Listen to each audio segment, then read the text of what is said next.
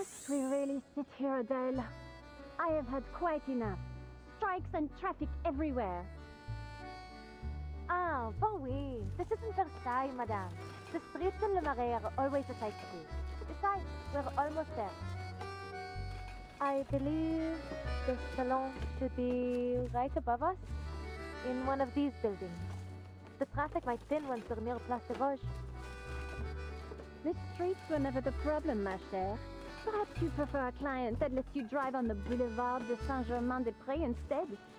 Now, did you bring what I asked?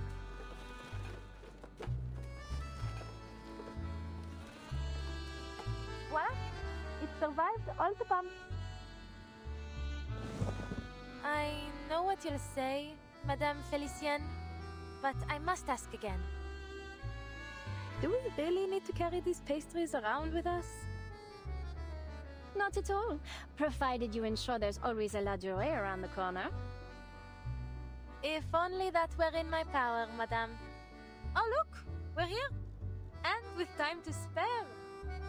Great, no need to rush.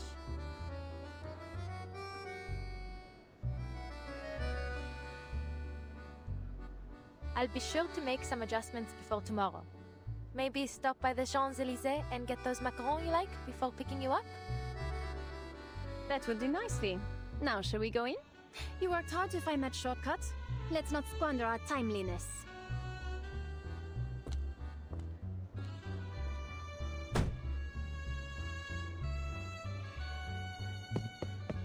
See? Just like I said from the start. Je connais Paris comme ma poche.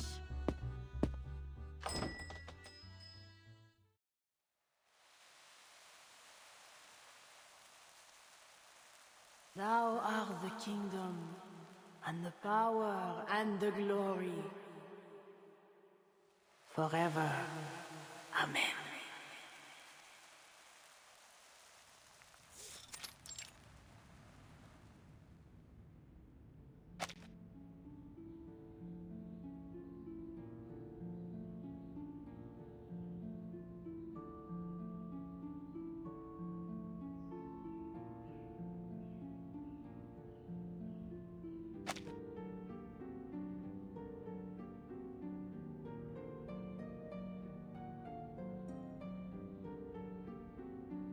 Before me, Raphael. Behind me, Gabriel. At my right hand, Michael. At my left hand, Oriel. Before me flames the pentagram. Behind me shines the six-rayed star.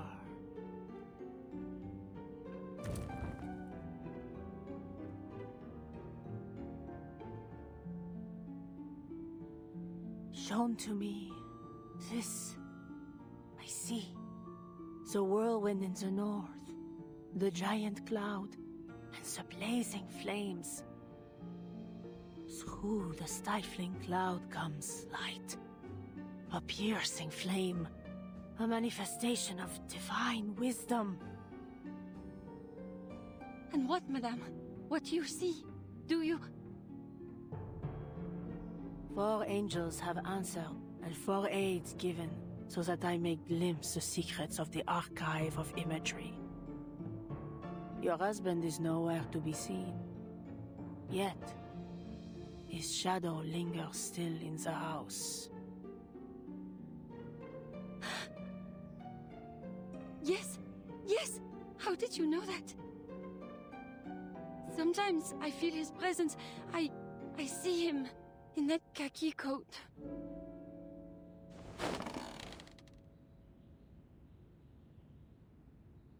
Madame, s'il vous plaît. What's happened to him? How do I bring him home?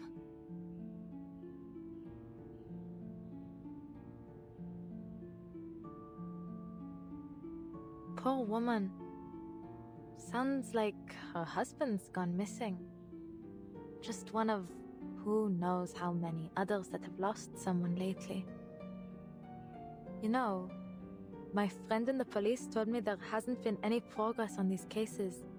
If only it were as easy as all this. What do you think she'll tell her? That it's a curse, a demonic possession, or some such nonsense. That's the usual prattle anyway.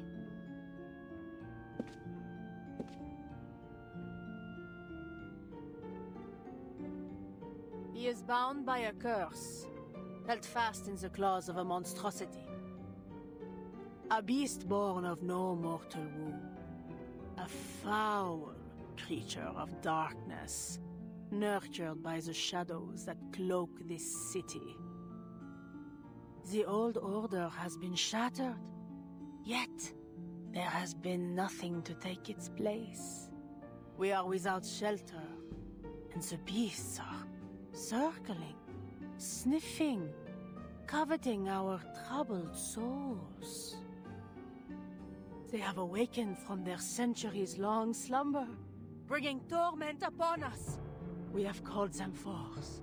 We have set loose this horror, the beasts of Gévaudan!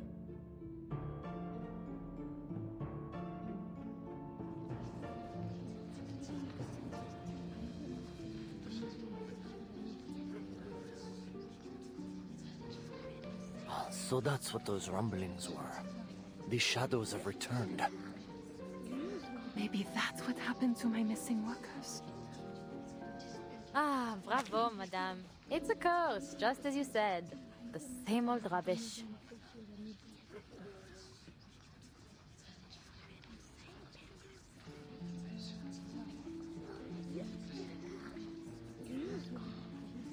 If curses were half as powerful as people think, my family and I would have been snuffed out long ago.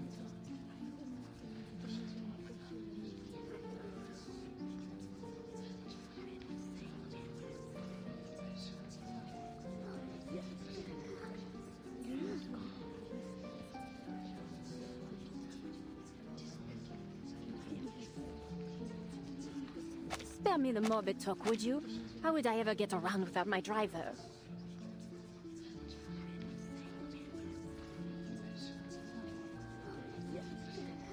I cannot expel the beast. It is beyond my power. But I do have some means to sap its strength.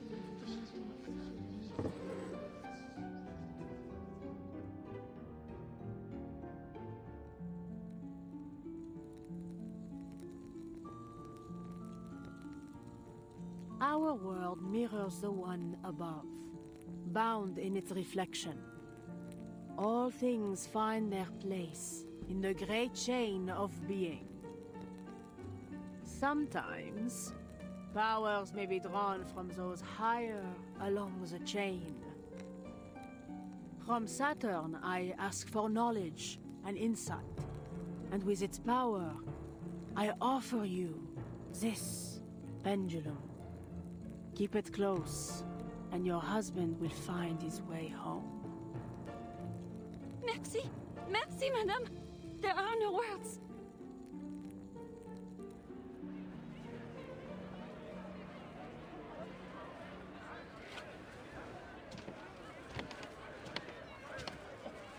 I was hoping to hear some insights on arcane study, or at least some decent gossip. Had I known it was just some poseur selling tired old charms, I wouldn't have bothered. There are still plenty of places in Paris worth a visit. If you're in the mood for fashion, there's the Galerie Lafayette Haussmann. Or for antiques and curiosities, we might try Le Marché aux Puces de Saint-Ouen. Something to take your mind off this, performance.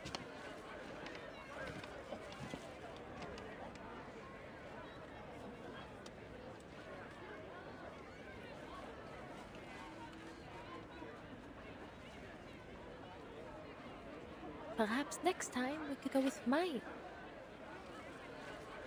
Your hours are paid for. You'll take me wherever I like. Ça va. As you say, madame. I shouldn't overstep.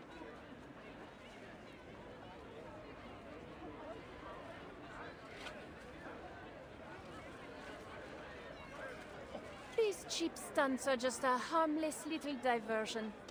Besides, I believe I'm not the only one who's taken an interest. How have you been finding Dogme et Rituel de la Haute Magie? how did you know about that? I'm just reading it for fun. Fun, is it? And what about those red squiggles you circled around every entry about generational curses? How on... Did you go through my things? Oh, come on, tell me!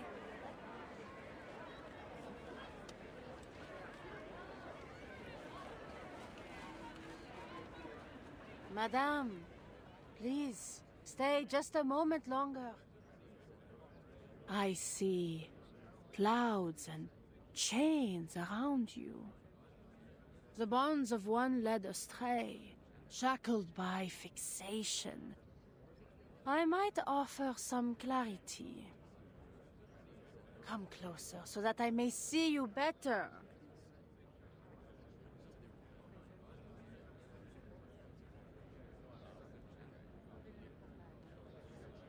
Felicienne, I think she's talking to you.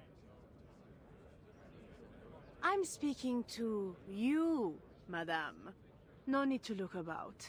Please come forward. Me?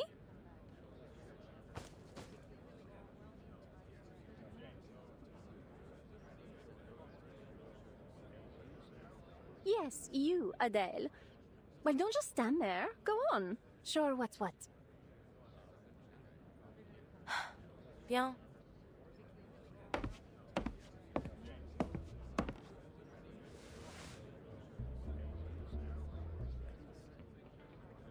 Forgive me, madame, but I have no interest in divination. And I didn't come here for any advice, either. Frankly, I find it difficult to watch you take advantage of all these people.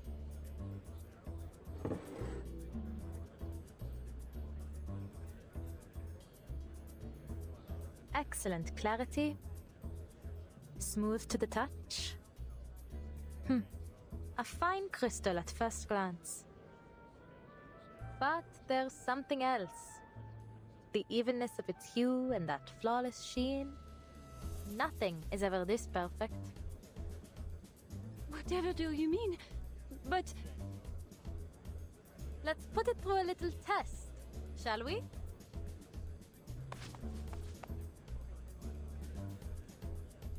Par le feu est purifié.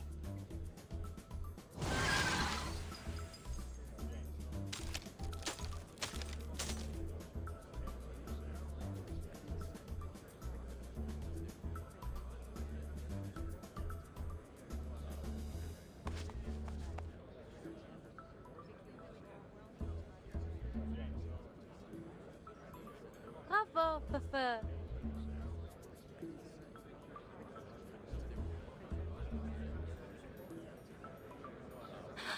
what have you done to my crystal? Please, allow me to explain. My name is Adele Tavernier. Have you heard of us before? Les Taverniers? Famed jewel hunters? The arcane skill I just used has been performed by my family for generations. We've recovered and examined all manner of treasures, including the Bourbon's own French blue. Fire holds a certain power to reveal the true nature of what it touches. Through fire, we discern falsehood from truth. Sadly, madame, your crystal failed the test. It holds no wisdom of Saturn, nor any power from the so-called chain of being. But luckily, we exposed it before the coin left your hand. N'est-ce pas? This...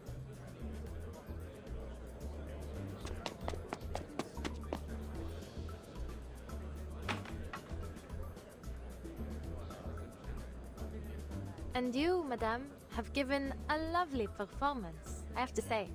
It's almost a shame to bring it to an end. Ah, if only you hadn't tried to deceive your client with that fake crystal. Things might have gone quite differently, no? My arcane skill would have spoken volumes about your integrity.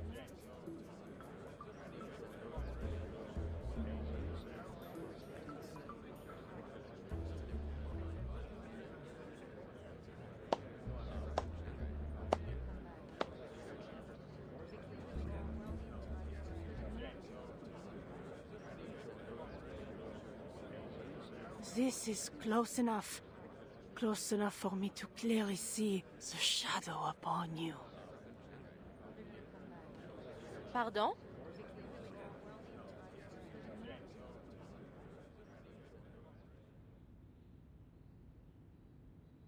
A tavernier girl, the youngest and brightest, brimming with vitality.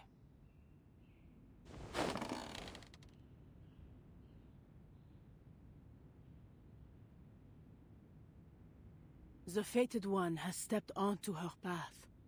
Twice will she collide with destiny. Once risen, once descended. For a fate left vacant now shall be fulfilled. You... The call must be answered. Walk with the wise, but beware their words. Beware the gaping abyss of death. What lies below shall reflect what lies above. One shall ascend, but all must be paid. All must return. All must restore.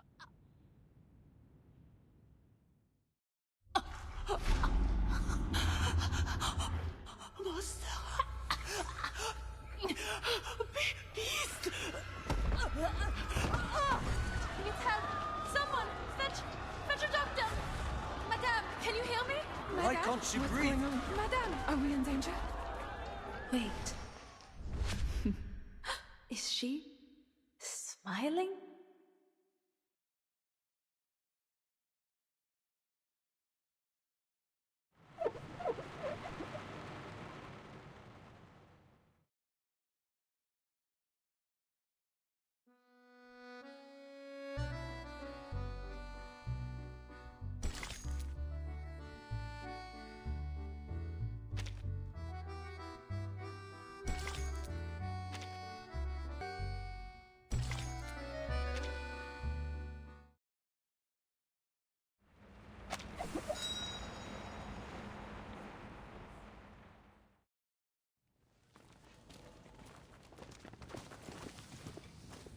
Please, follow the officer outside and leave your contact details before you go.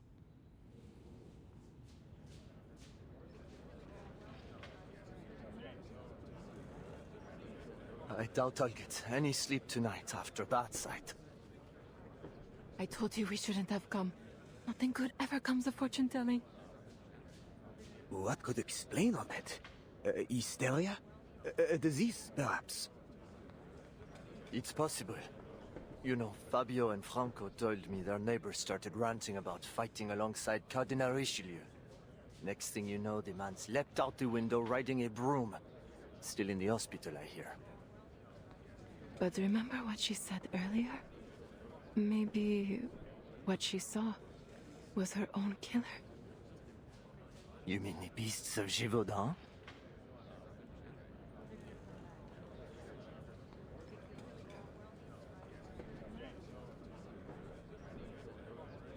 Monsieur Dom,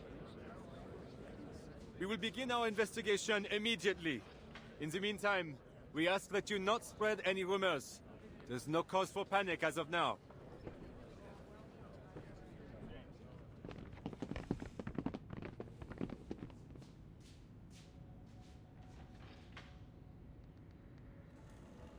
This isn't going to get pinned on me, is it? I didn't even touch her. You'll testify for me, won't you, Felicien? Felicien?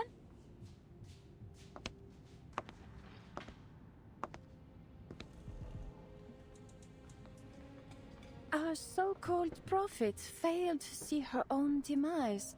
Well, if this isn't an interesting twist.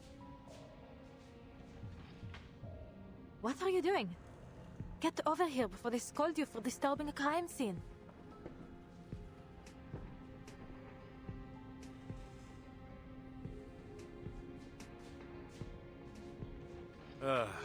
Not these beasts of Gévaudan again. Again? What do you mean, Benjamin?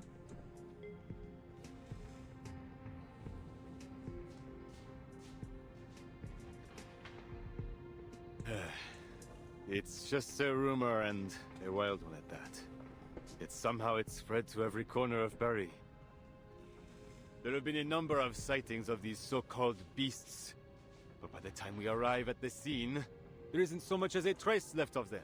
Not even a hair. The whole world's gone mad. Street crime is on the rise.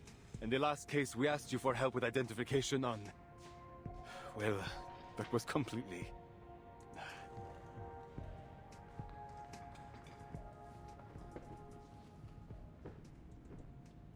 as if we don't have enough to deal with.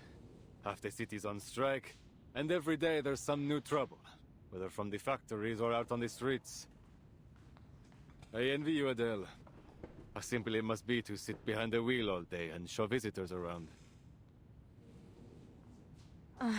Well, it comes with its own set of problems.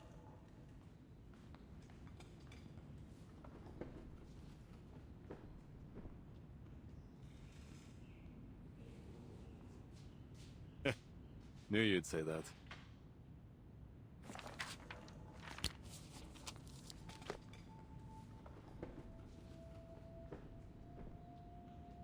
Allons-y. There are some questions we need you to answer. You know how these things go. I trust you know this is strictly procedure. You were the person closest to the victim at the time of death. So please, Adele, answer with care.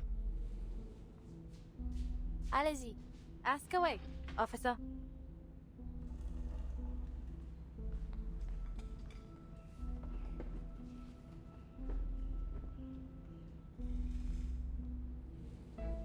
Blue lips, dilated pupils, clenched fists, and a stiffened spine. The coroner will have his say, I'm sure, but it looks like extreme shock to me. Extreme shock? But... what were the circumstances of the event? Anything unusual?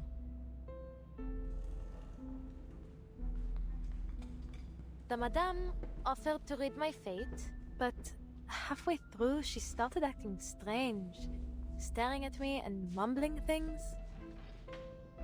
She said something about a beast and then collapsed to the floor. So she was reading your fortune, saw a beast of Gévaudan, and it... what? Scared her to death? It sounds ridiculous, I know, Benjamin. But it's what I saw.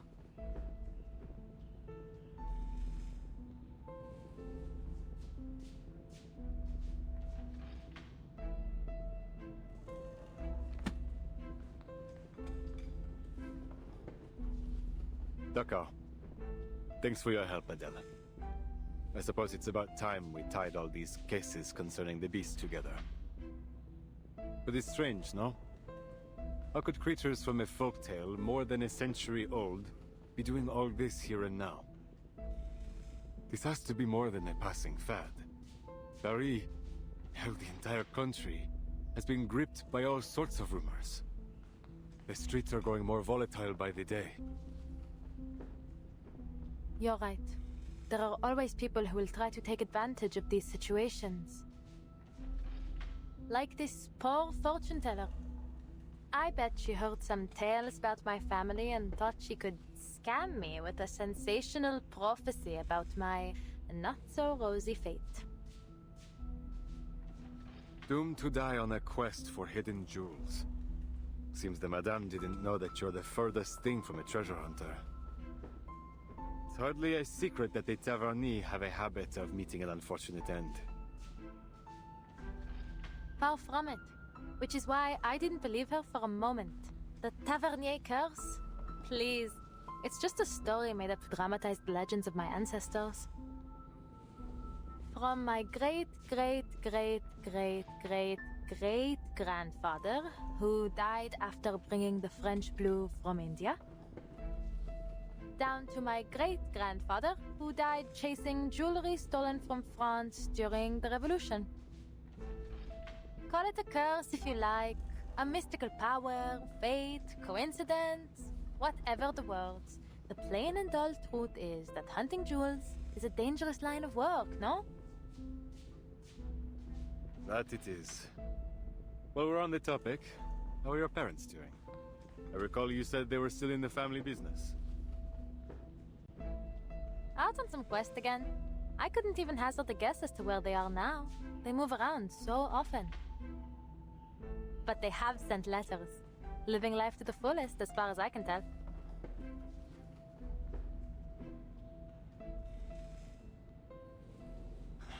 Glad to hear it.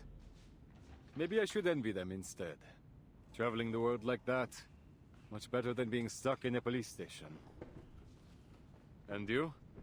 Don't you ever think of joining them on the hunt? My parents and I are different, to say the least.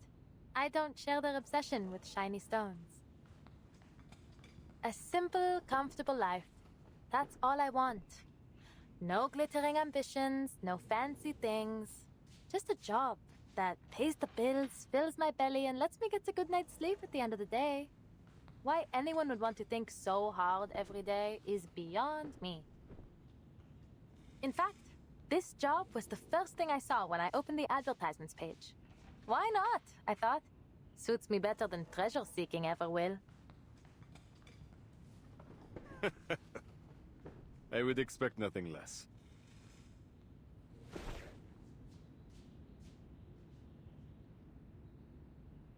Très bien. I believe we have all we need from you. Please, don't worry, Adele. I see neither motive nor means for you to do her harm. You're all clear. But we'll get in touch if we need anything else. Oh, forgive me. Another question.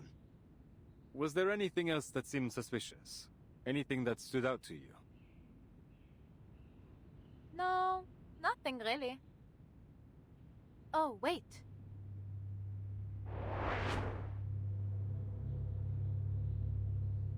There was a woman. I don't know if she's involved, but there was something odd about her. It happened so fast, but still, while everyone else was too stunned to do anything, she sat there and smiled. She smiled. Do you recall what this woman looked like?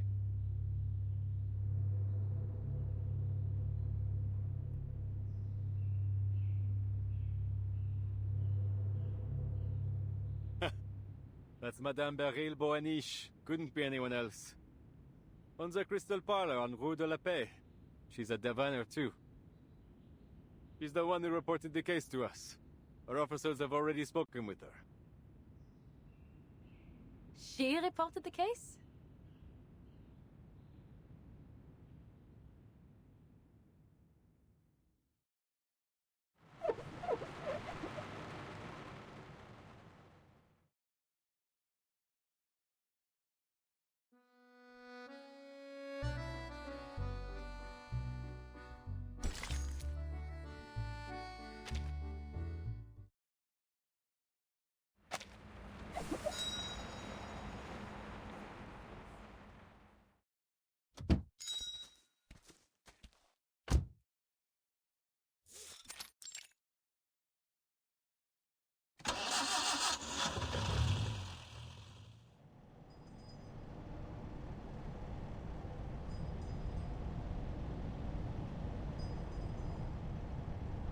Well, I suppose that's that.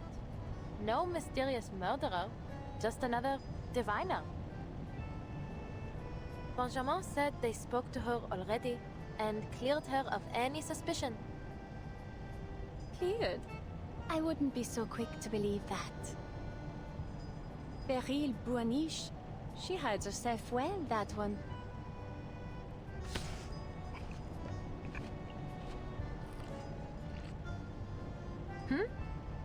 Do you know her, madame?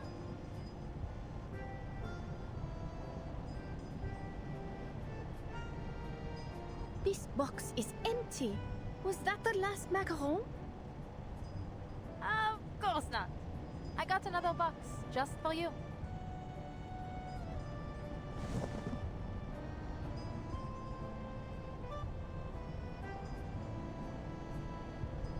Ah, it seems my expectations have been surpassed, low as they were. C'est tellement délicieux. Ah, I must say, you seem to really have a sweet tooth.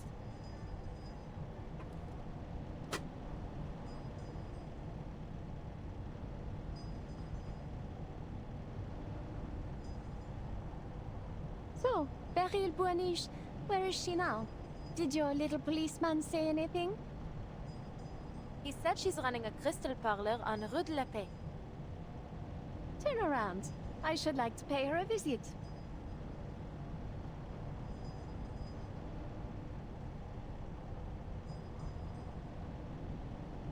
Now? I don't know, Felicien. It's nearly the end of the day. I'm meeting a friend tonight. I told you that. Then you can tell your friend to meet you at Rue de la Paix.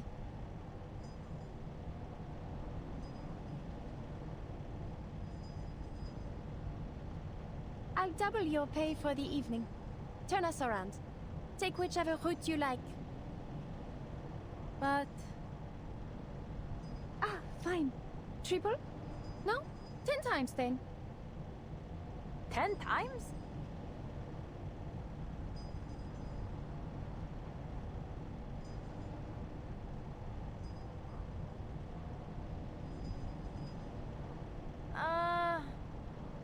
No, Felicien.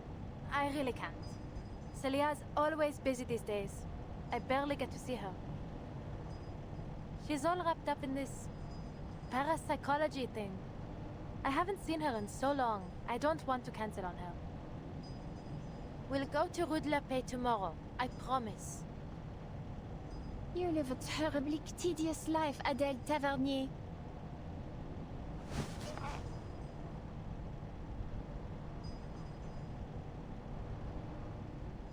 Wait! Look! That's her! What? Who? Beryl Buonish! Just there! Turn! Now! Let go! I can turn the wheel my... Ugh.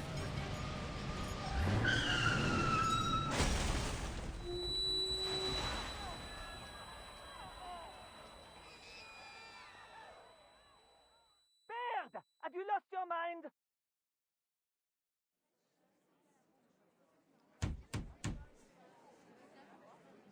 Huh? I'm speaking to you! Out of the car, now!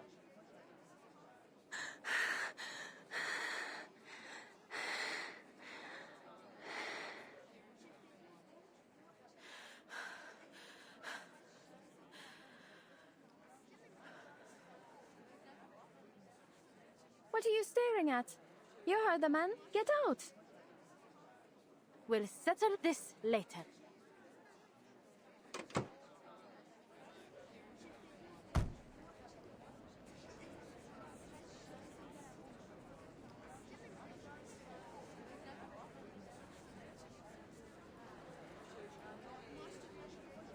What was she thinking? Ugh, grabbing the wheel like that. Never imagined my first crash would be like this.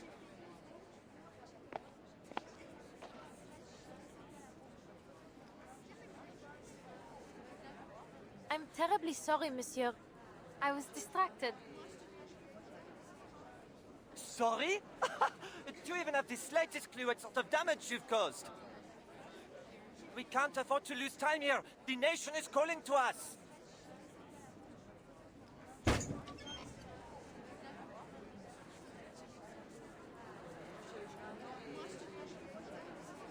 Huh? The nation? Is that a strike slogan? Or do you mean you have urgent business to tend to? Our one true leader has returned. The Emperor has landed at Gauche-Juin. He will bring glory to France once more. He's riding to Paris with only a few hundred soldiers at his side.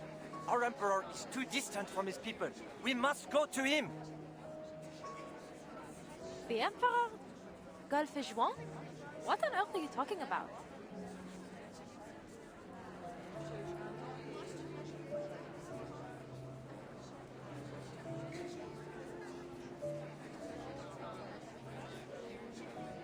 I see. You've sided with the Bourbons, haven't you? You're another one of the King's stooges. The son of Austerlitz calls to me. I will not be stopped.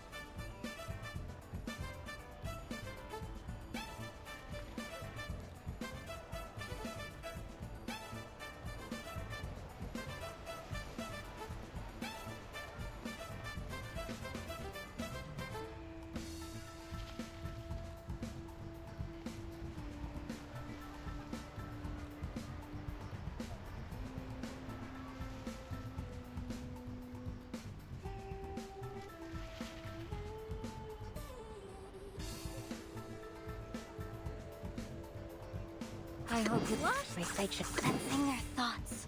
Close your eyes. It will all be over soon.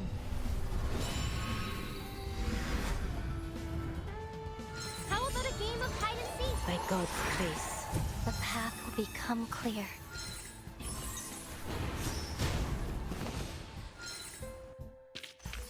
Yeah! Vampires don't just thirst for blood, we crave victory too.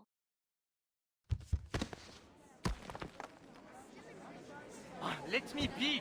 I must go! To the Emperor! Monsieur, calm yourself. Someone help me, please.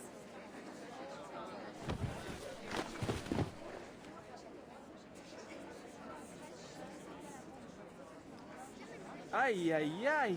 Another poor fellow lost in delusion. Careful, don't get too close. He's talking gibberish. The 100 days ended over 100 years ago. Please, someone, get him to the hospital. He needs help. Does anyone know this man? I really need to go. I have to see someone.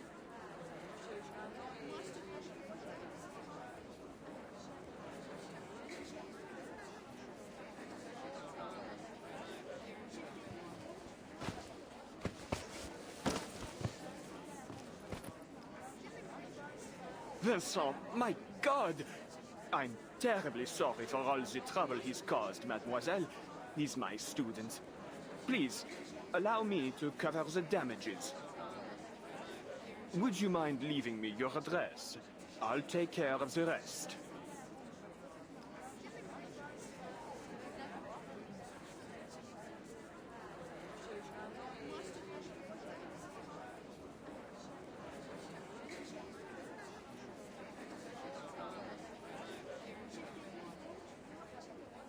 Celia! Adele? Goodness, are you hurt?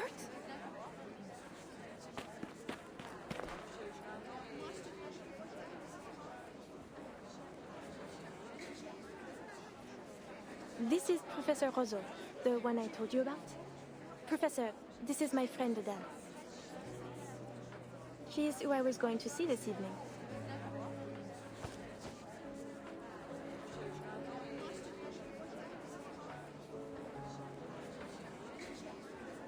Thank goodness you stopped him, Adele. Who knows what might have happened otherwise? Yes, yes, you acted both quickly and rightly, mademoiselle.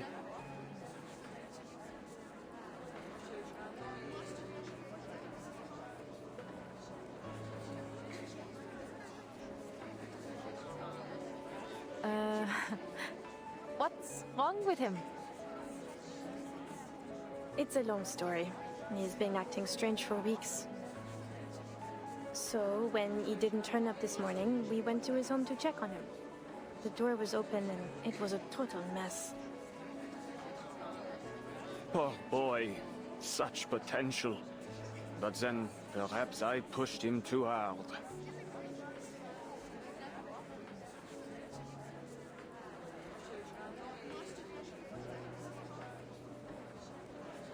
I shan't keep you, ladies. Celia, go with your friend. I'll deal with all this. But... Please, Celia, put this behind you and enjoy your evening. But be sure to join me for tomorrow's field work.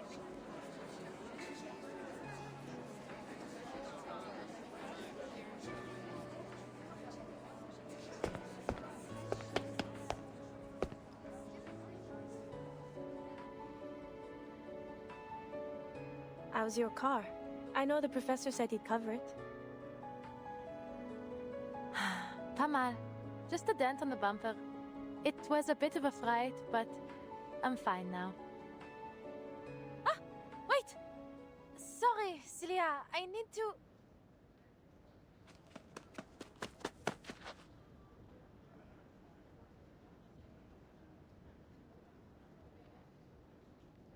Felicienne's still in the car? I'll have to take her back to the hotel. She's not going to be happy after I left her like that. Felicienne? Huh?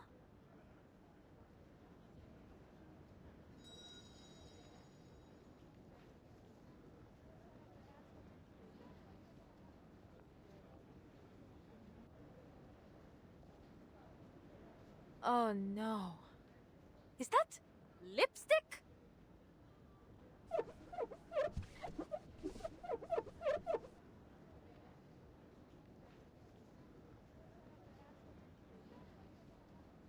First, she grabs the wheel, crashing my car, might I add.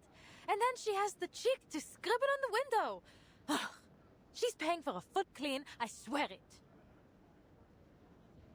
Are you certain you're all right?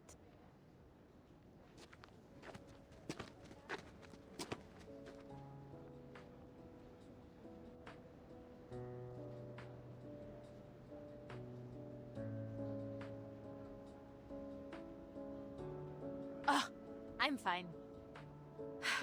So, shall we eat at that spot near the Seine again? Or are you feeling adventurous tonight?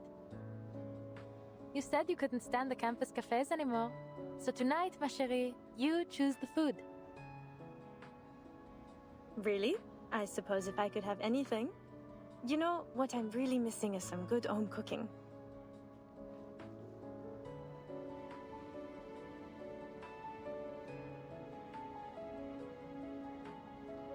Onion soup, gratin dauphinoise, maybe a bit of cheese for a small fondue. Oh, and I just bought a bottle of cider. What do you think? You simply have to come over and see my place now. I cleaned the whole thing. Balcony too. I came over to ask you for help, but you weren't home. Home cooking it is. Hop in.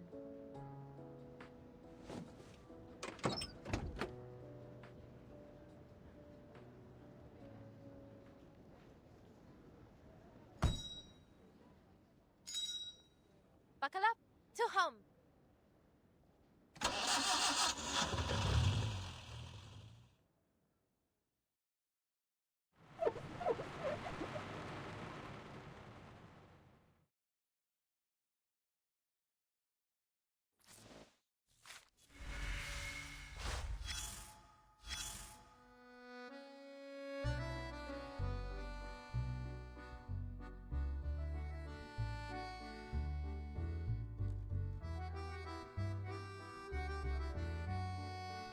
I was running a crystal parlor in Paris back then.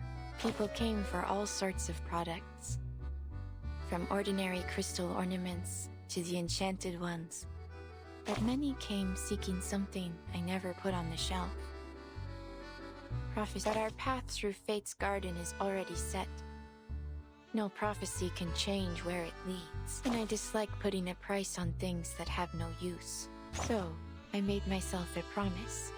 To my surprise, it did something unexpected for my business. Nor was I.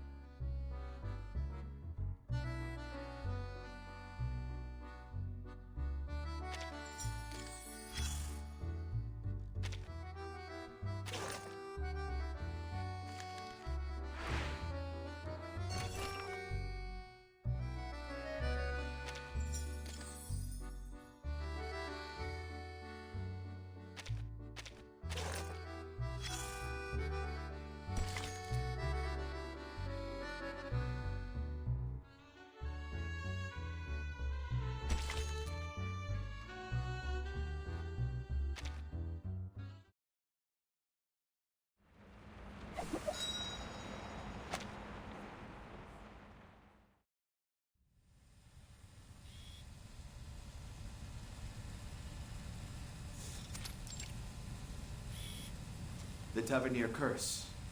Every member of your family is destined to hunt endlessly for treasure until they meet their end. Pass through blood relation, usually to the relative closest to them. You don't believe in this so-called curse, do you, Miss Tavernier? Or should I call you Rue?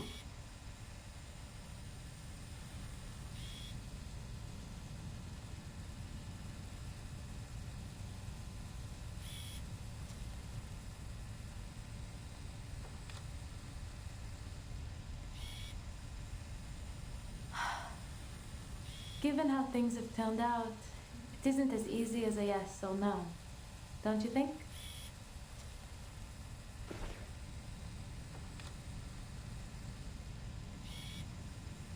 say it is true, then what of it? We're all going to die, no? One day I'll die searching for treasure. But before then, I'll live as I see fit. I don't plan on wasting away my days in fear.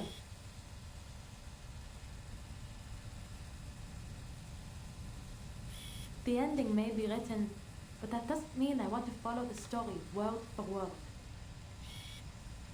That's what I told Sisi as we were driving to her place. And now, looking back, maybe that's when it all began.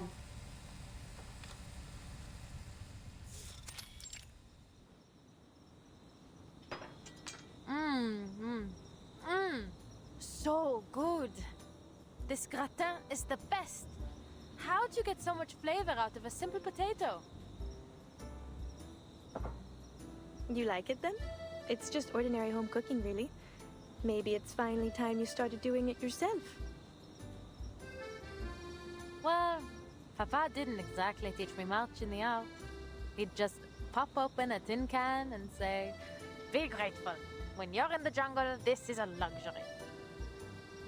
But he never took me to the jungle. He never even let me leave Paris. I still haven't been anywhere.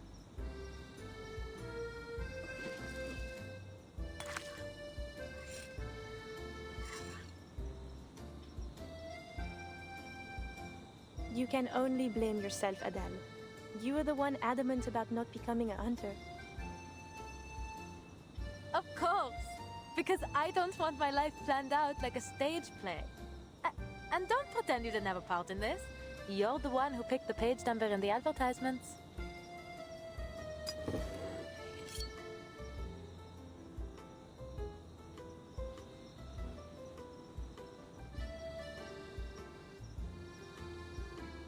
Sharp as ever. Since we're on the subject, how is work going? Any interesting fairs lately? There was one thing.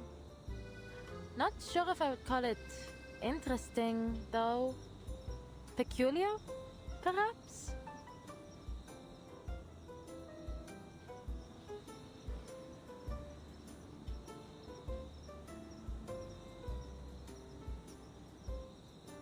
I was at a diviner's salon, and the host...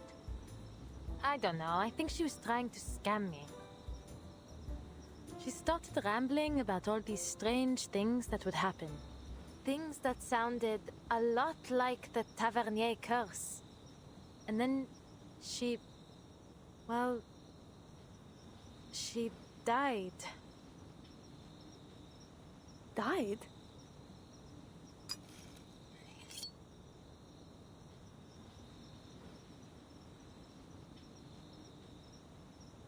Then the police came, and I suppose the case is still under investigation. Anyway, you know what I think of those diviners.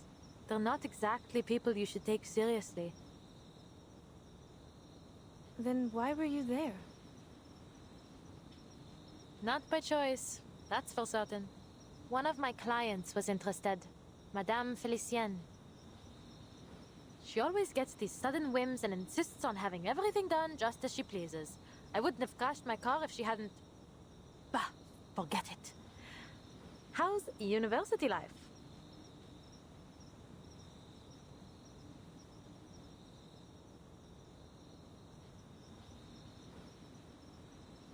She's a long-term client, then. Can't say you've mentioned her before.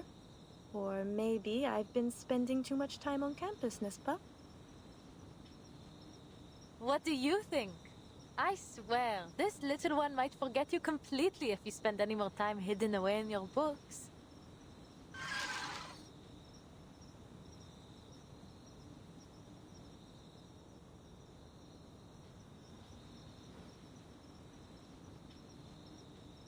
Oh, I know better than that.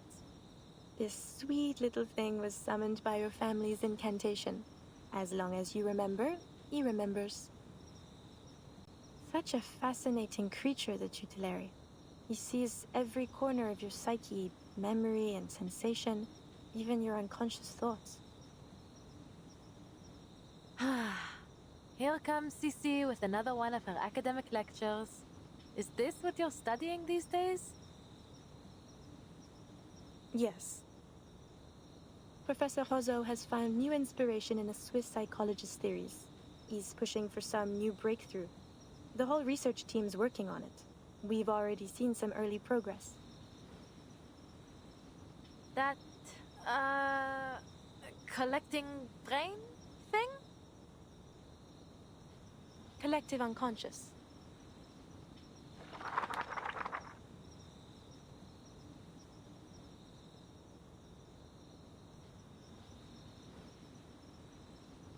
D'accord. I won't forget it again. Says the one who invents a new name for it every time. But it's even more complex than you think, Adele, and very important. It may even help us make Paris a better city. Imagine the minds of people like islands, each floating on their own. And the collective unconscious as the water that links them all. This is Jung's idea of the collective unconscious, a psychic space shared by all of humanity. Human aggression, whether it be war, class conflict, or tensions between humans and arcanists, has always been a constant. It's like the tides affecting the shared ocean between us. We build on our islands, but inevitably the tide will reclaim them.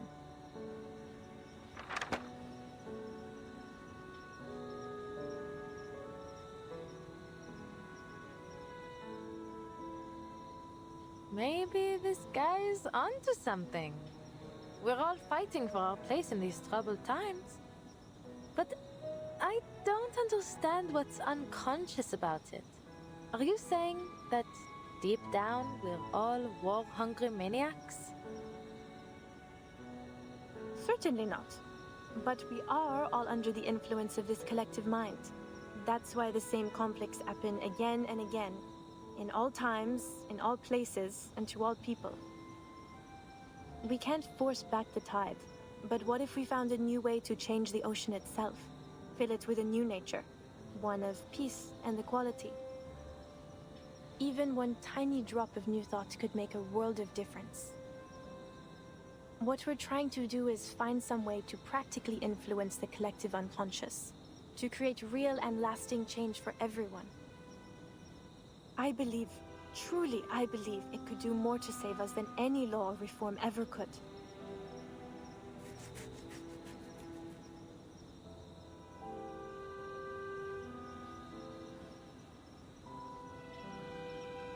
So you want to control everyone's minds? What? No. We still want people to think for themselves. We just want to change how they think. If we can plant a more hopeful vision into the collective unconscious, we could sow the seeds for a better future for all. Like how Victor Hugo wrote his dreams into his books, and they reached every reader in France. Only we're doing it in a more controlled, systematic way than simply telling stories.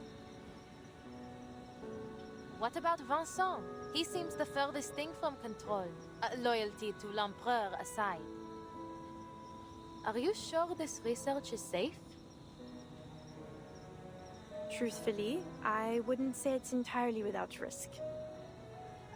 The collective unconscious is a sea of primordial images formed into cultural motifs and symbols.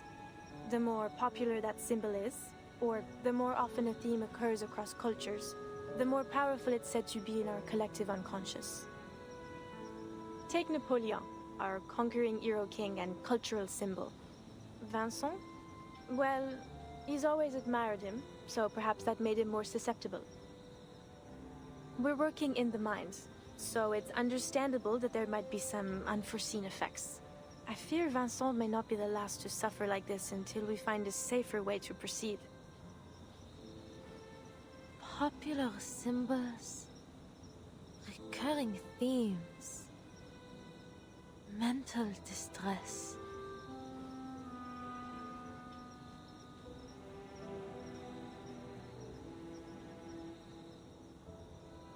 They have awakened from their centuries-long slumber, bringing torment upon us. We have called them forth. We have set loose this horror.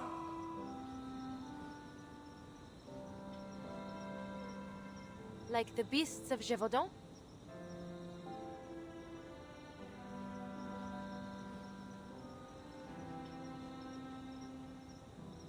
That old legend. But why would the beasts of Gévaudan be... Wait, you might actually be onto something. As the rumors about the beasts have spread, it has gained a new identity in our collective unconsciousness, planting the seeds of terror inside just about everyone. Formidable!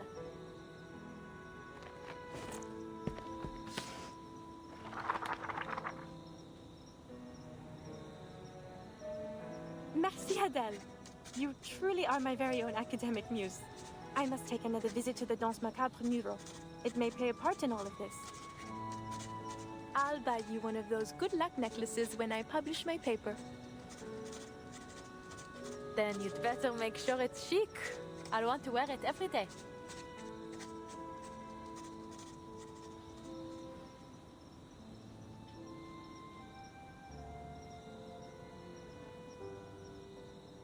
So, what comes next? It's only a thought for now. One I must keep to myself. But you'll be the first to know when it's confirmed.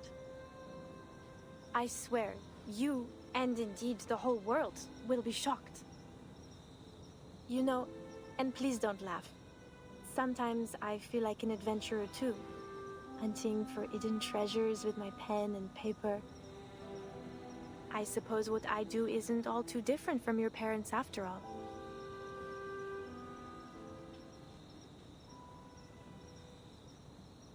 Je m'excuse, Adele. That was inconsiderate of me. I got carried away. You can find better role models than my parents, Leah. I got another letter from them the other day. C'est toujours pareil. A mind sure to bring amazing profits and something about a mural. So you do read their letters. They sound exciting, don't you think? You know how much I love adventure stories.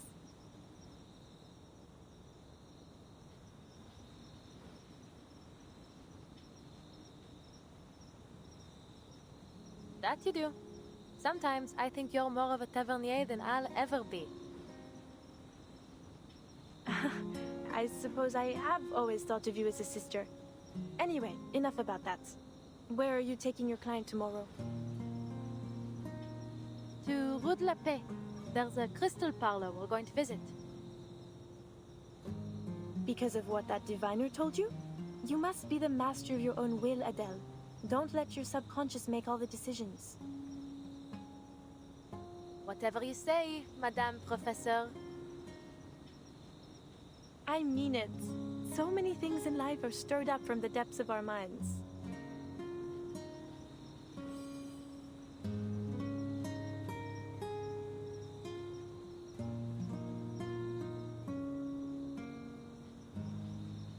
Sissi, dis-moi. Tu crois vraiment au destin? Sissi? Cilia?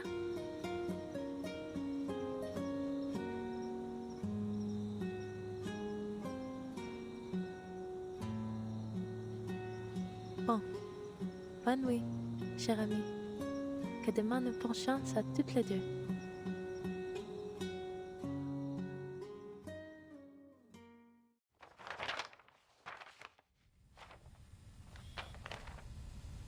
And it was on the following day that you paid a visit to Beryl Boaniche's Parlor of Crystals? Correct. And there, you had another, what did you call it? Unusual divination. Beryl Boaniche had foreseen my visit long before I arrived. Just as she had foreseen all that came afterward.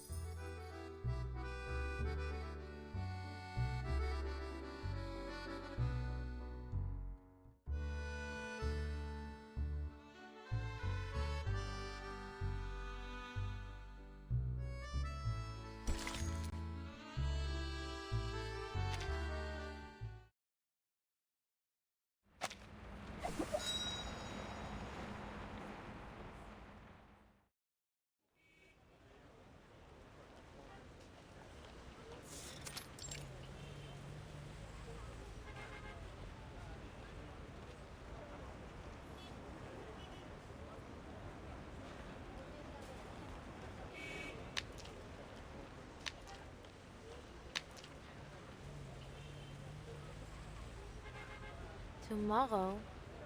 She never said the time. She's not planning to keep me waiting until the evening, is she? Or has she already gone in?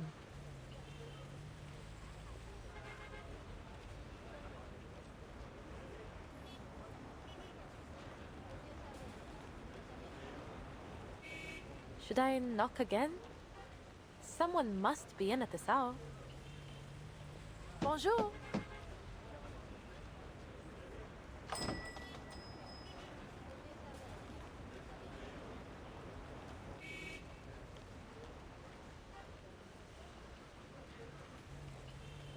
Ah, finally. Perhaps they didn't hear me knocking before? Hello? Right. I suppose I'll just let myself in.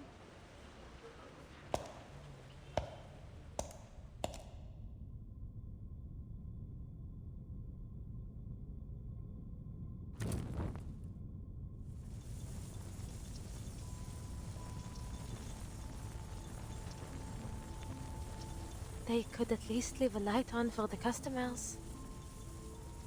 Hello? Anyone here? I think my friend arrived before me. She's about this tall, just enough to always be looking down her nose at you.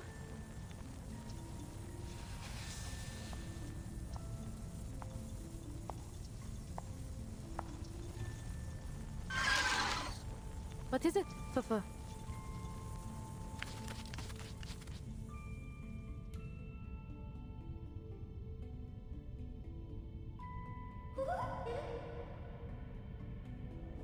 Sprites, of course. Where else would they be, if not in a diviner's parlor? Let me be clear. I don't care what kind of mischief you're up to in here. Just don't let it involve me.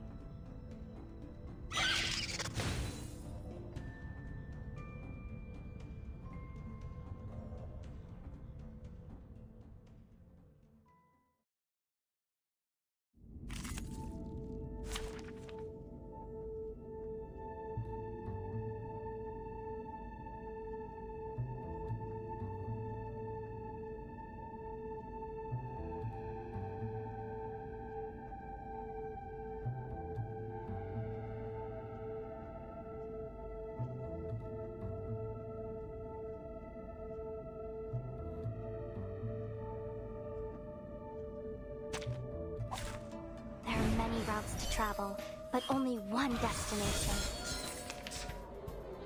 What? They say agreed, cleansing their thoughts. How about a game of hide and seek? By God's grace, our blood will burn. The path will become clear. Now is the time for repentance. The enemies of peace shall be stamped out. A worthy victory, but the fight is far from over.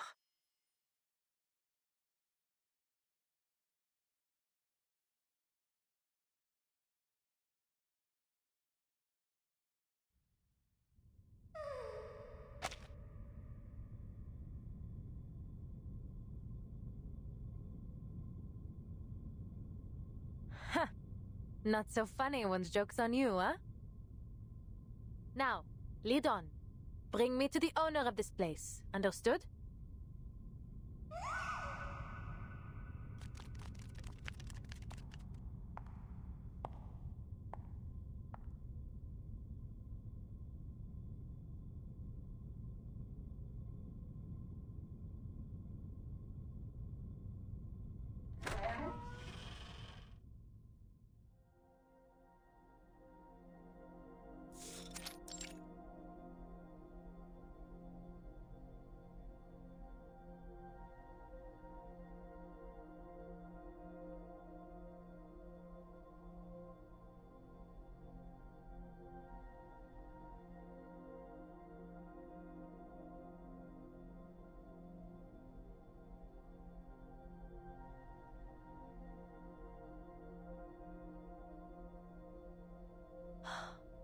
How pretty. Never seen a parlor quite like this. the way these crystals are displayed, it feels like they're not meant for sale or for exhibition.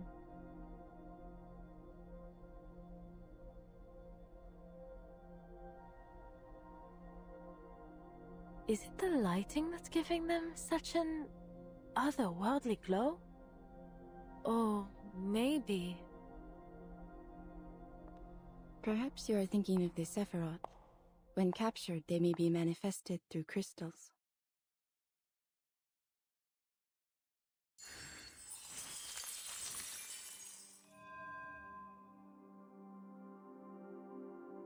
Some believe it is through these Sephiroth that the Creator formed our world. Without them, the divinity is incomplete. The 10 Sephiroth, the astral light, the flames of the fire which burned in the bush, the glowing stream which flows from the tree of life, the numerals, spheres, Enos, and all aspects of reality. Ah, then you must be Madame Beryl Boiniche?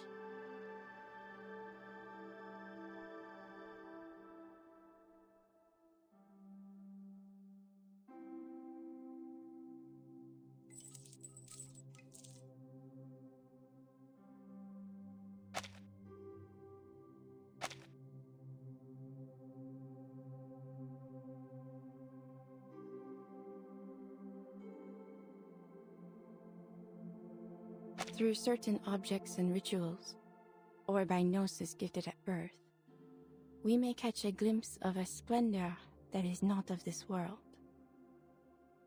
These crystals are one such object. In their reflection, we are shown the hidden secrets of the archive of imagery.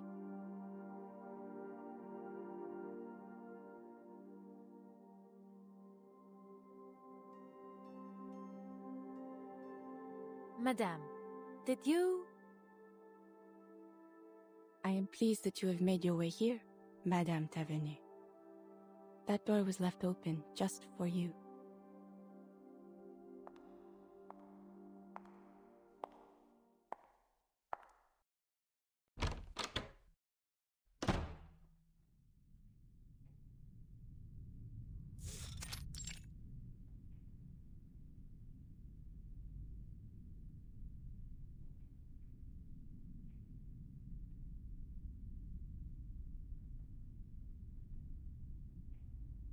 So, I'm the first one here. I see. And you were at Madame Raymond's salon the other day to retrieve your crystals? Indeed, I was. I have been occupied in business overseas and neglected the security of this parlor. Someone has been taking my defective crystals and pawning them off to other diviners. Few are able to detect their flaws, but, minute as they are, they render them hazardous for ritual use. I must act before any further harm is done.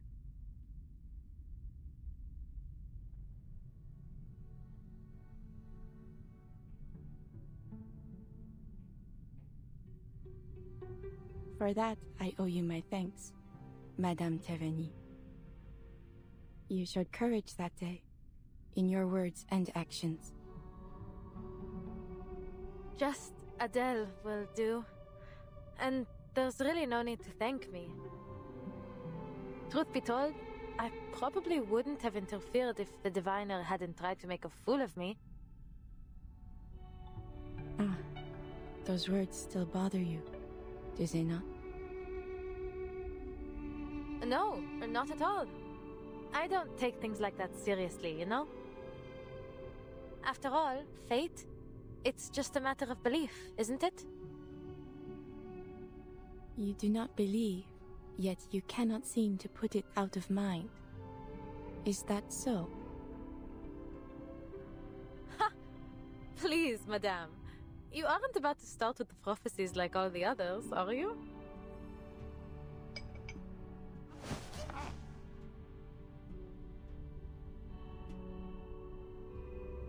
Forgive me.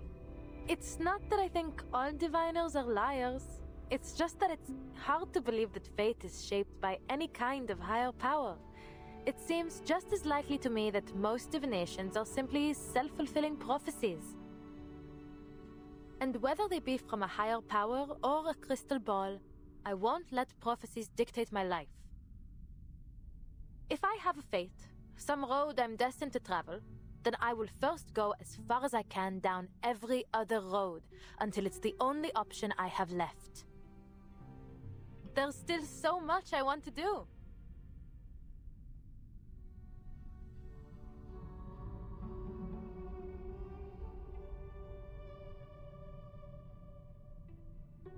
Fate, dear, is a universal law, the cause and effect of all events.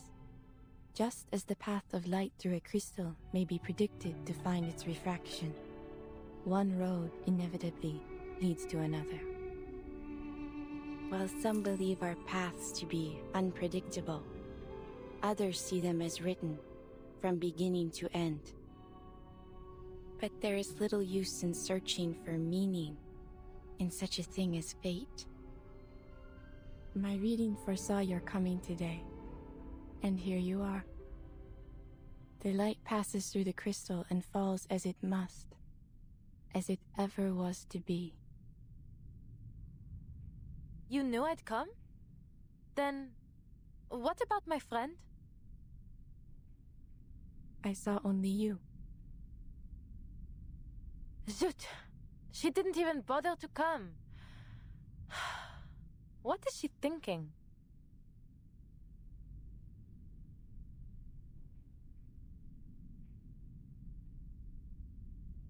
You came here only to find your friend.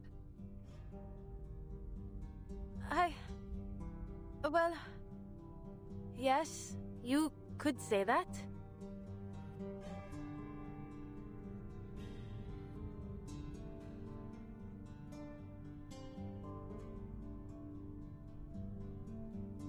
There is something more. A question, not about the truth of fate, but of how you might act upon it.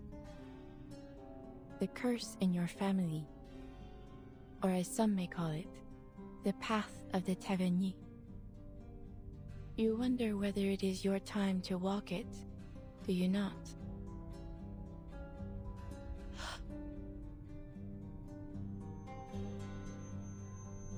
The call must be answered. Walk with the wise, but beware their words. Beware the gaping abyss of death. What lies below shall reflect what lies above. One shall ascend, but all must be paid. All must return. All must restore. How come every diviner I meet these days seems to know about that curse? Is obscure jewel lore really so popular in this city?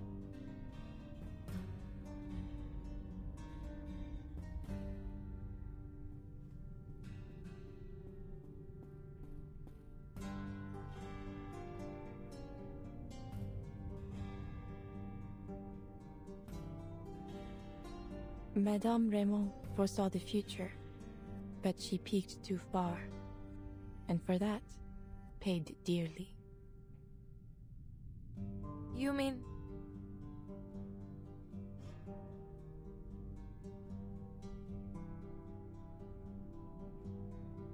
No. Please tell me you're just teasing me. You're saying that it wasn't her fear of the beast of Gévaudan that killed her, but what she saw in my future? Please, Adele, allow me to finish.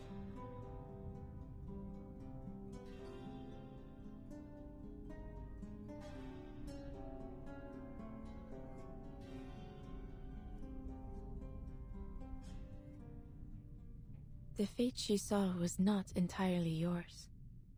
There is a shadow which lingers on you. In a way, it is true. You are indeed cursed.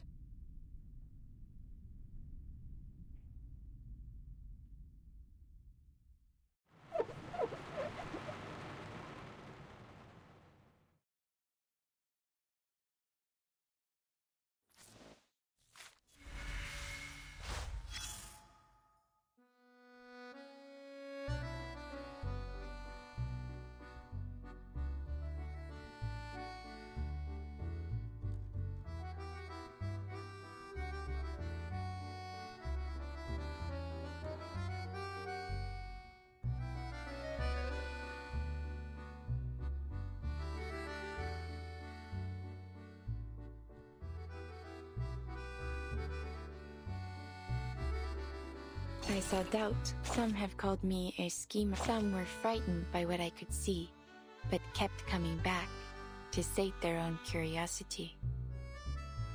Some showed nothing but disdain. Not for me.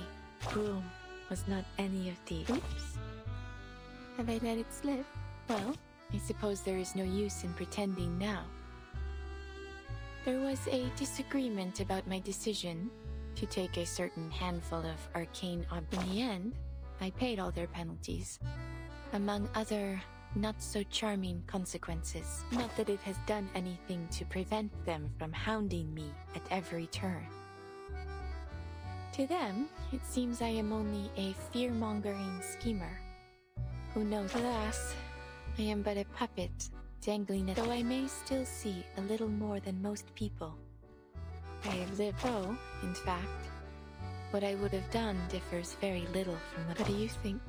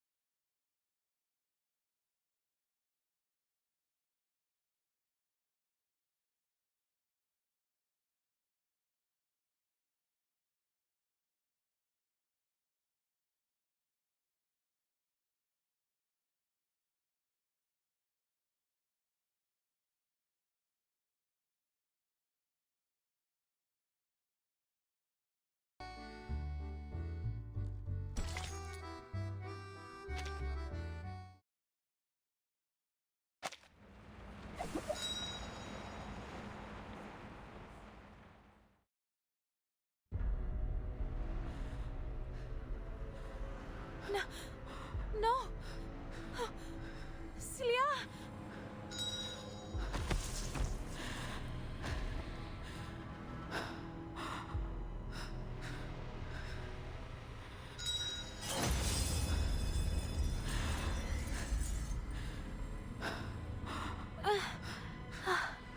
My head hurts.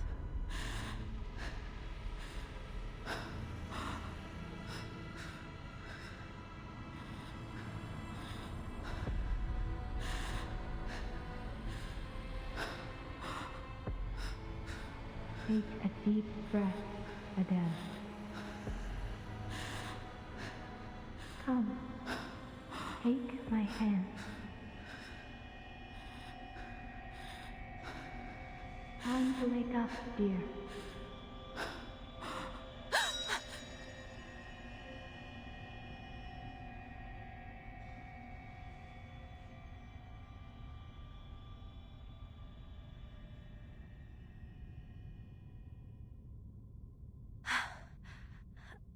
Madame Boaniche? Feeling better? Take a breath. Rest a moment. We are here with you now. We?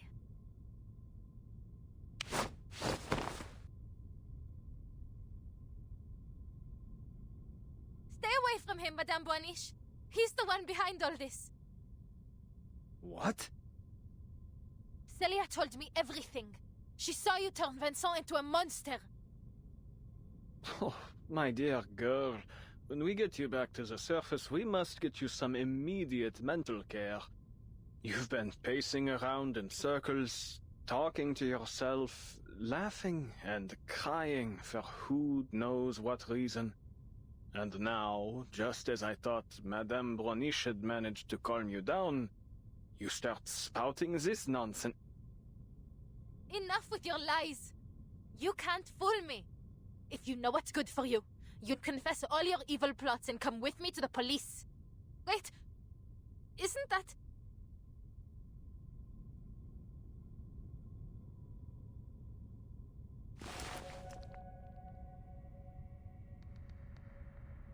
that mark? It's the one I made earlier. It's exactly how I made it. But I followed Celia. We went so far. How could I be back where I started? Aren't you listening? All you've done is pace in circles and mutter to yourself. And now this rubbish about Celia. For pity's sake, girl, look around. She's not here. Ask Madame Boaniche if you must. But I saw her with my own eyes. Felicien stabbed her. It was real. It was true. She was dying in my arms. Her blood was on my face, my hands.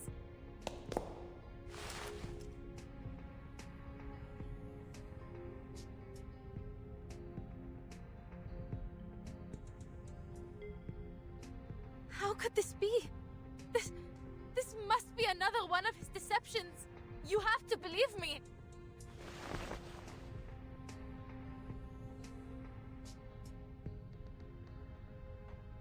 Can't you use your divination to see the truth? Please, madame. You have to help Celia.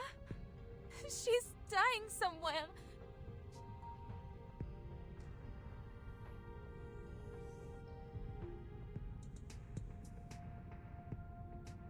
It seems this curse still shadows over you. What you saw were simply illusions. Rest assured, I will do what I can to help you through this.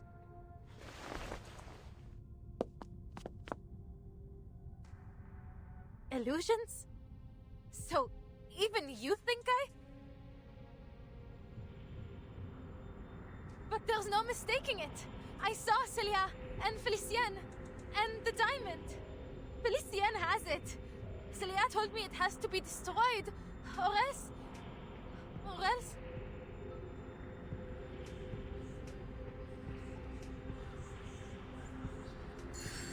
The diamond? You mean the one strung around your neck? Huh?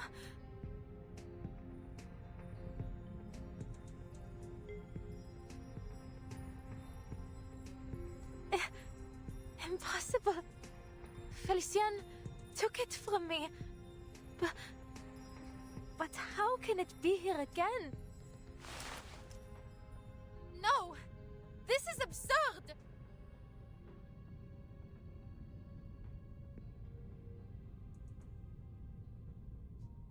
Celia was right. This wicked imitation must be destroyed. It must be destroyed now! Come, Fifa!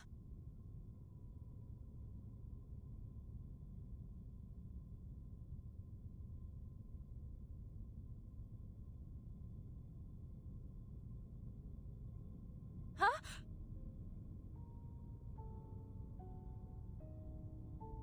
What's wrong, Fifa? Destroy the diamond! Fifa?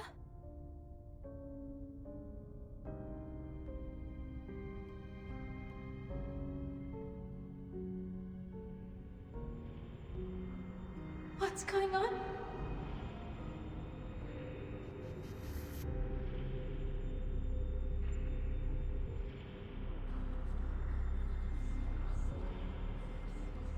This is all too strange. What was I doing again?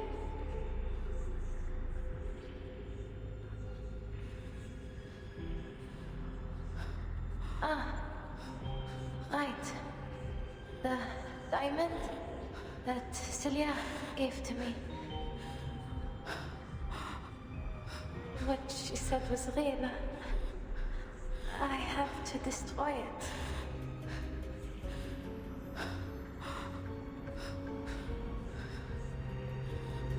But this isn't any ordinary diamond.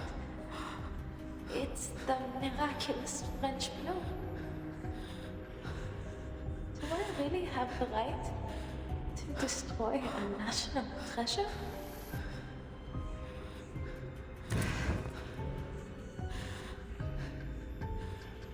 Who was it who asked me to destroy it anyway?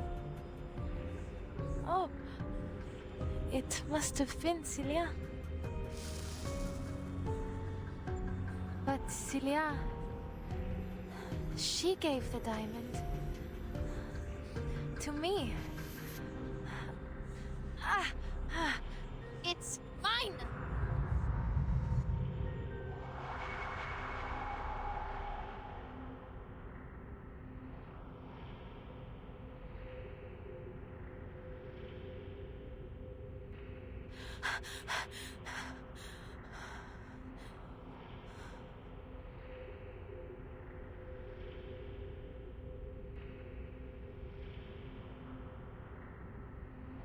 Please, mademoiselle, you seem to have been through a lot.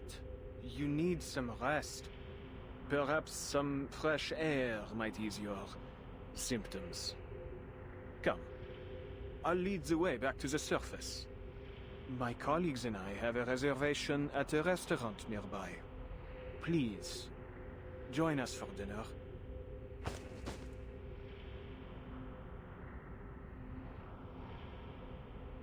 I think you're right, Professor. I need some fresh air.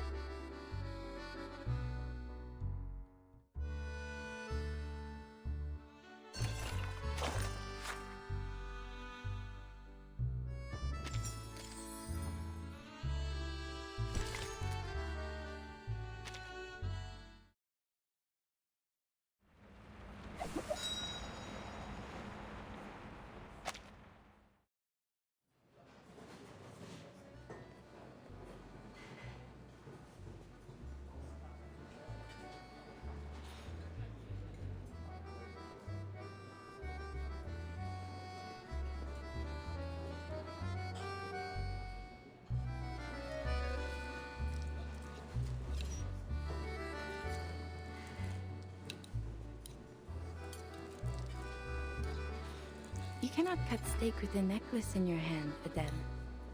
Why not put it down? Just for a while.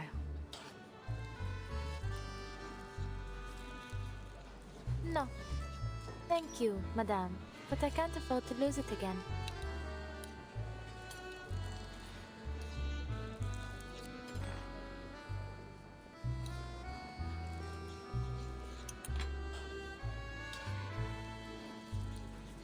Zut! This is practically a tire, not a steak. Allow me. No. Thank you.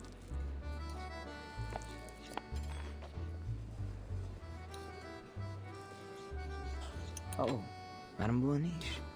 It's been a long time. I'm glad to see that you're still in Paris. And you? Still in search of your lost fate? I'm not sure anymore. What you said may have been right. Fate is a kind of erratic stream. To search for meaning in it or impose meaning upon it is pointless.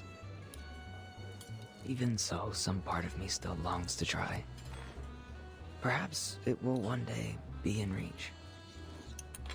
But I wouldn't want us to dwell on my insignificant problems. I understand that Professor Rousseau has made some interesting breakthroughs in the resurrection of the dead. Though first, perhaps you'd introduce the Senora here? She is the one I spoke of before. The girl who stands at the confluence of streams. Adele, this is a regular of mine. We call him Hummingbird. A pleasure, I'm sure. Ah, yes. I see what she means. You look a little pensive, Senora. I wonder, have you found yourself seeing otherworldly figures and hearing elusive voices? Are you still yourself? What are you talking about?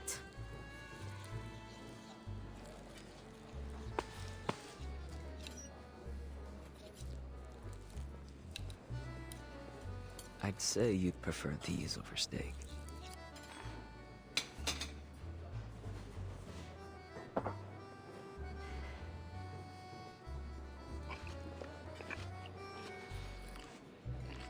They're passable. Though nowhere near as good as La Durée, I must say.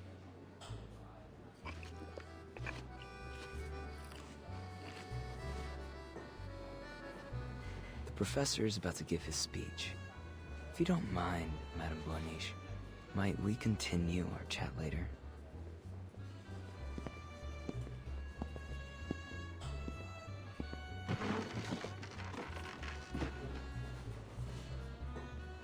What on earth is Rousseau up to? He has an announcement to make. One that defines his life's work.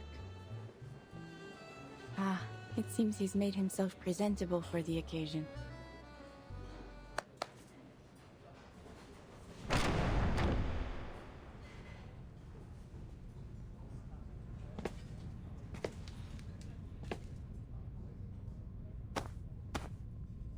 Greetings, dear brethren. We gather here today to celebrate a momentous discovery. One that belongs to arcanists alone. A breakthrough that lies far beyond the reach of human comprehension. Enough with the self-aggrandizing. Get to the point. I didn't come all this way to watch you pump yourself full of hot air. There's no need to rush, is there, Animus? We have all the time we need.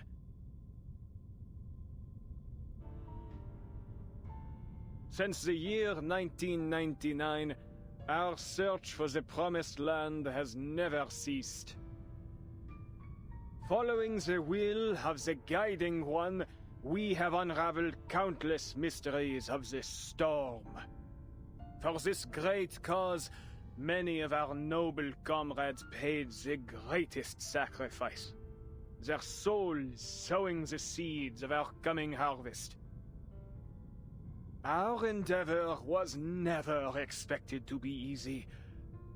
But tell me, has it ever crossed your minds whether this storm is the sole path to the promised land we have collectively sought to bring about? Further still, do all of us here, myself included, share in the same vision of that world? We are nothing like the Foundation's numb, obedient lapdogs, incapable of independent thought. Wouldn't you agree? This storm promises only a change to our imperfect, superficial world. Yet I believe a transcendent world may be drawn up from the depths of myth. A world where each and every dream becomes reality. Tell me, which would you prefer? Same old song and dance. Perhaps you care to show something new and actually feasible for once. Otherwise, you'll get naught from me. My dear Animus, worry not, for I have come well prepared to open your eyes. I have discovered a means to access the depths of myth, and through it, achieved a miracle. The miracle of resurrection. Allow me to demonstrate.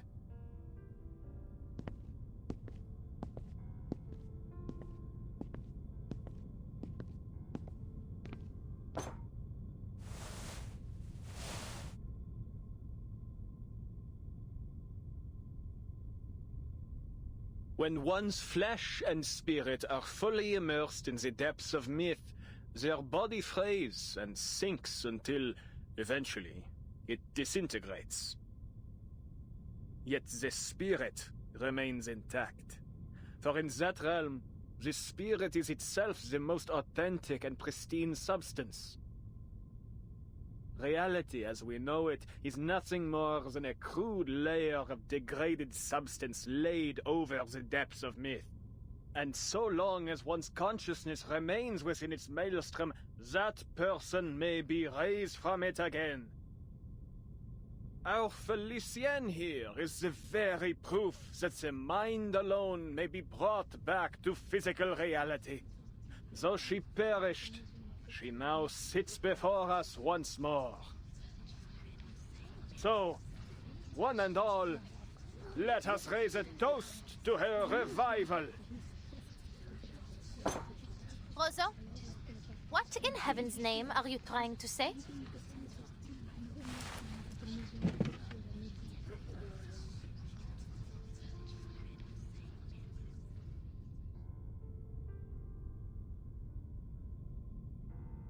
Ah, Felicienne.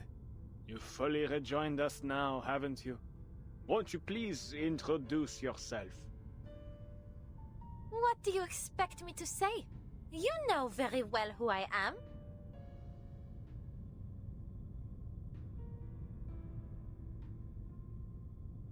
How are you feeling? I would feel a great deal better without your patronizing tone, madame. I have neither need nor want of your sympathy. Ahem.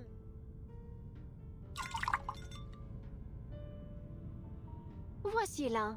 Before you now is Felicienne, priestess of lightning, advisor to the Sun King, vassal of the Guiding One. Attend to my words. I have conquered fate and overcome death itself to stand here. I arose from the depths of myth by my own power, unlike the poor, unworthy fools Roseau sent in. Yet he dares to claim this miraculous deed for his own. Quelle honte, monsieur! Have you no shame? But of course you don't. All of you non-entities lack in both gratitude and shame, basking in the grace of the Guiding One and myself without even realizing it. Did you think you had even scratched the surface of the power that dwells here? Roseau, you utter fool! This affront of yours ought to cost you your life. Yet, I am not so base as to destroy what may still have use. So, just this once, I will forgive you. As for the rest of you, my forgiveness likewise extends to the rudeness you all showed in stuffing your faces before toasting to my health.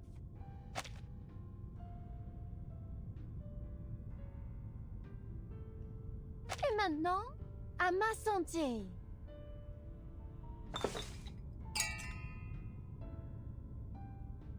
This is a miracle.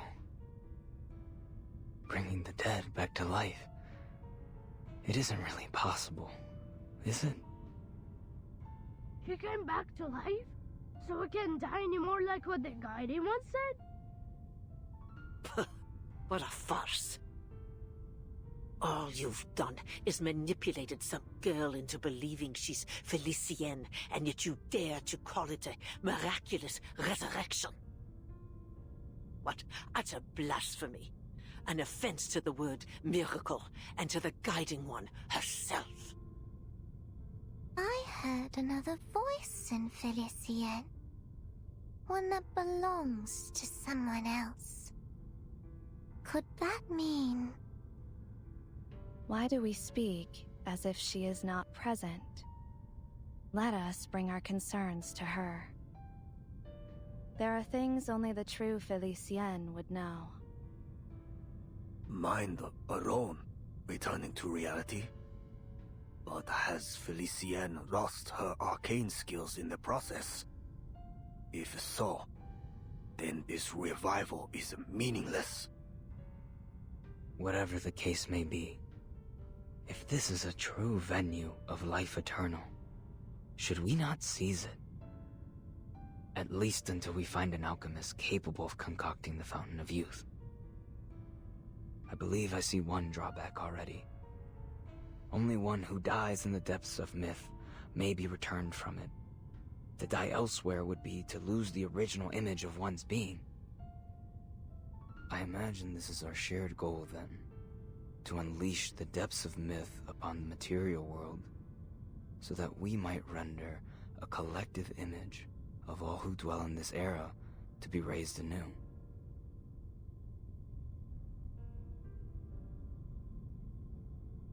But ought we not to first celebrate Felicienne's return? Though I must say, it is a strange sort of return. How different she looks, n'est-ce pas? True. This dowdy girl is a poor vessel for one so noble. Mind your tongues. You're speaking of my new body here.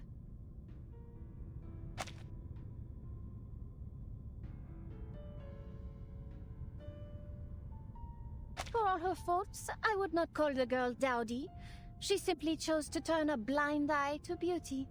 I've always felt she picked the wrong career. I admit, it did her some good. She learned to read people and how to put them at ease. But it pulled her further from her true heritage and from the refined taste expected of a jewel hunter. Alors, Felicienne, your right hand, is it all right? What do you mean?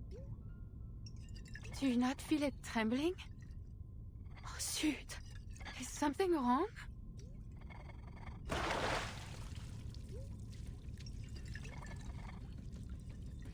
Oh, Adele, you insolent!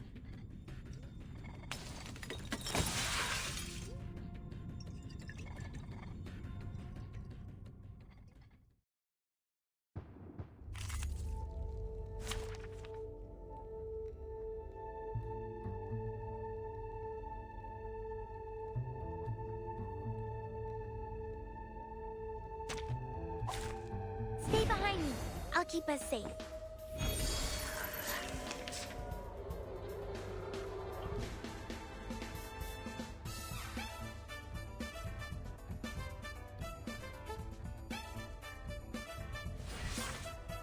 All right, I'll handle this. Oh look, just another shift.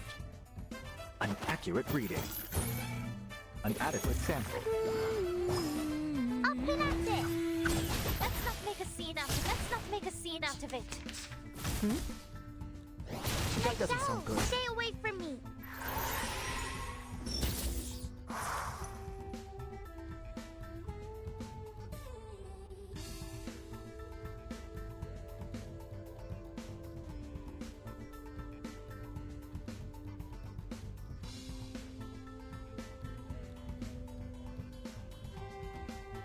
What up to this? Charging. These sheets on my wings! That was quite rude, no?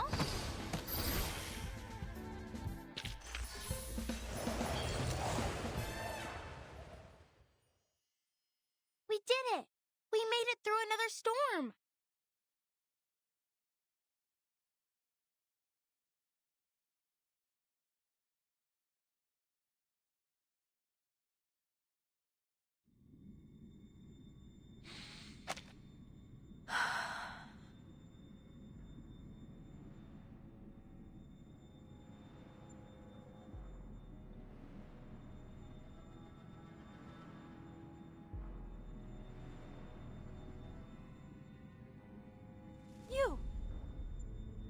You're Manus Vindicte.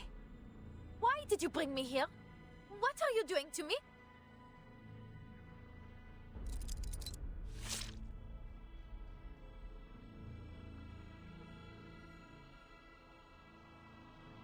Arrête! I will not accept any damage to my body, Ustrina. Nor from you, Lyra.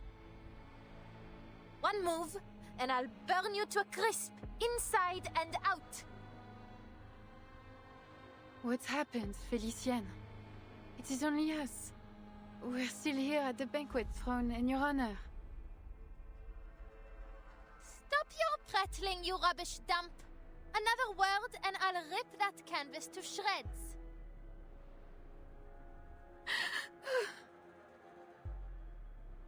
She's so angry. That means she has to really be Felicienne. Words of wisdom from a puppet of all things. Need I point out who pulls your strings, hypothetic? You cowards! Ganging up on a poor, innocent woman! Each and every one of you is a monster! I won't play whatever game you have in store for me. Get out of my way! Fascinating. Though Felicienne's spirit has seized control of her body, the former spirit seems able to resist.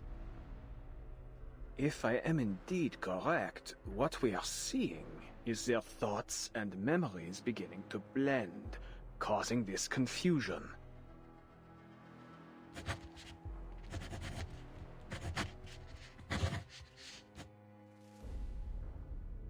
Laurent Rousseau, you've been in league with Manus Vindicte all along.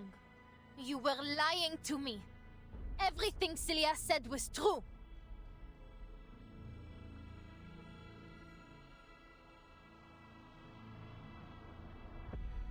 My dear, no one here has mentioned Manus Vindicte but you.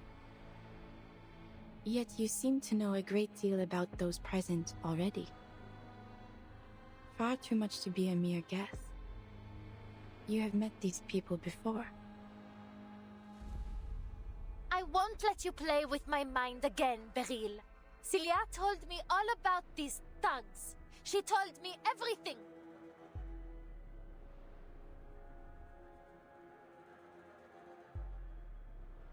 Maybe not exactly everything, but she did tell me that it was Manus Vindicte that killed her. Rousseau! Felicienne! You killed her! You murderous Manus scum! I believe it is time you faced the truth. The truth? What is it this time? You think I don't see through you? You killed Celia. In that place where the archive of imagery overlapped with reality. You killed her by your own hand.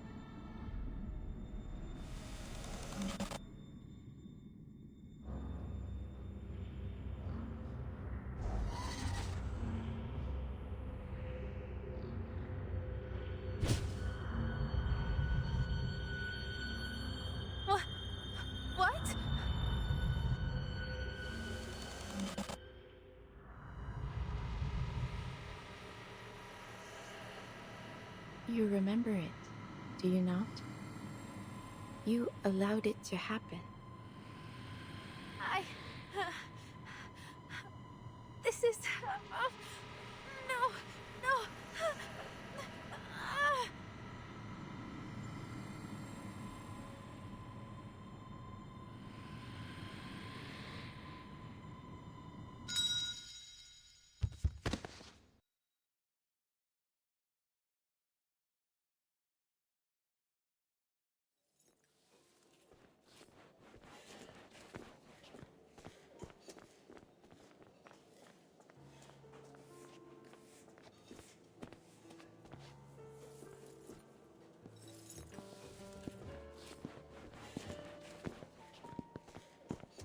Felicienne has quite the flair for the dramatics, doesn't she?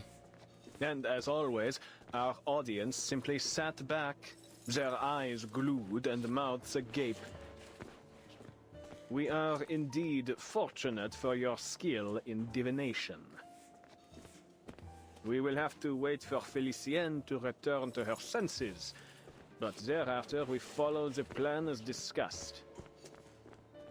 Using the French blue as our focal point, we will draw up the true, perfect Paris from the depths of myth.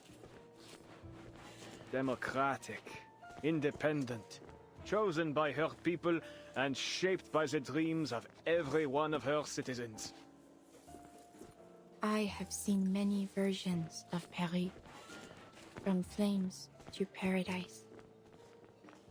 Nothing is beyond possibility.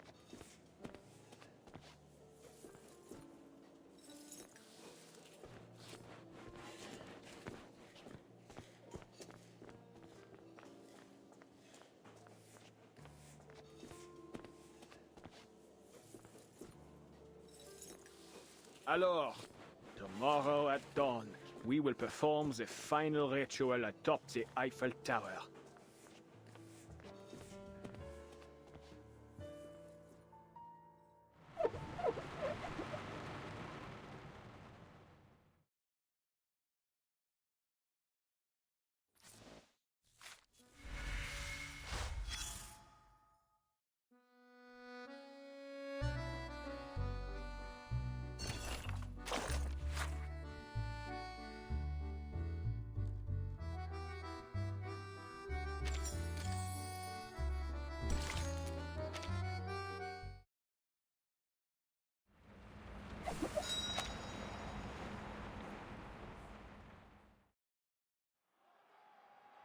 Liberté!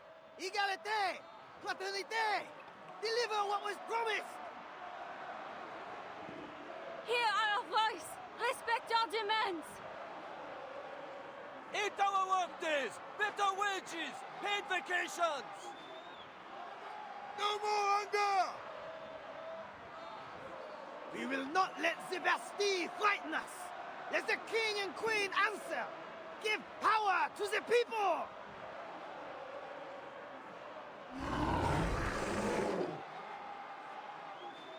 Drive them out of Versailles! Bring them here to Paris!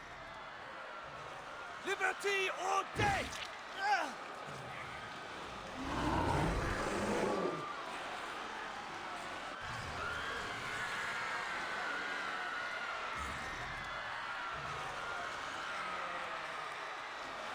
Liberty all day!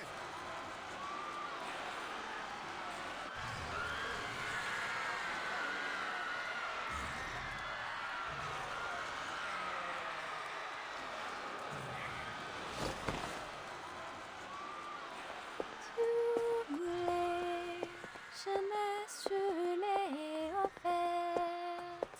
Le diamant tout court, tu m'as noué. Eau de miel, vos langages m'ont jeté dans la cage. Quelle surprise! The great Felicienne seems in better spirits now. Et tout ce qu'on ne clôt dans le silence, dans un coffret noir, loin sous la terre. Though I feel this isn't the time or place for such a song, mademoiselle.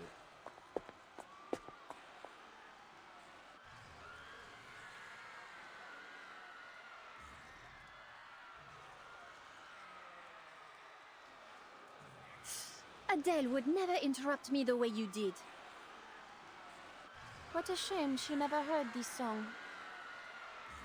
But you wish to speak business, yes? Then let us talk. First, answer me this. Why has there been near or no progress in passing on the Guiding One's teachings, despite the many changes in era? You've elected to ignore your most sacred duty, throwing aside her benevolent instructions in favor of your pursuit of knowledge. Without my leadership to inspire you, this organization is about as useful as a chocolate teapot, it seems. Please, mademoiselle. All these problems will be solved once I unravel the deepest secrets of the depths of myth. Look at you, still clinging to that old drivel. Did I not already expose your worthlessness? I'd have had you swept out by the servants in my day. But you're living proof of my thesis. You came back from the depths of myth. How can you not believe? What I believe in is my ability to conquer death. I have no particular interest in your imaginary Paris. Nor your babbling nonsense about ideals. It is our shared goal to return the world to its most glorious era, n'est-ce pas? We've found the means. I only ask that you trust me. Trust? You'd have me scale the Eiffel Tower of all things to use my diamond to unleash the depths of myth. While you stand at a safe distance and watch? That's your brilliant plan? I admit we made a mistake, mademoiselle. But I've discovered the truth. The depths of myth don't lie below, but above. Altitude represents ascension, a primordial image as old as civilization itself. That is why you must reach the peak of the city's tallest structure. There, all of Paris, perhaps even the entire world, will transcend, if my theory proves correct. Theories, theories, theories. Ugh, what torture it is to listen to you. And what of you, madame? Why are you staring at me like that? Your gaze is nauseating. Stop it.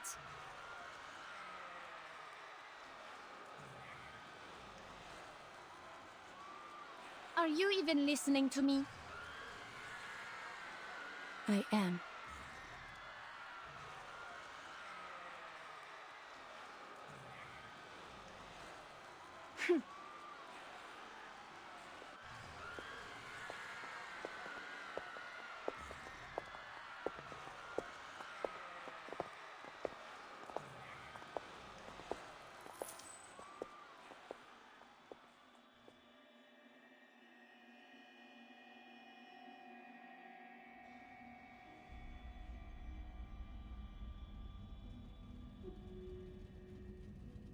I never really understood any of the songs she sang.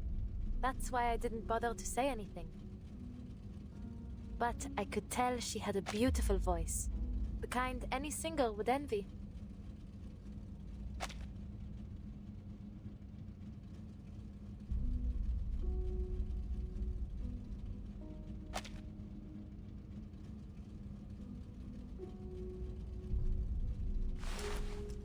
She has a real sweet tooth, particularly for macaron. I've seen her eat a whole box in one go. But not just any old macaron. Only La Dure's will do.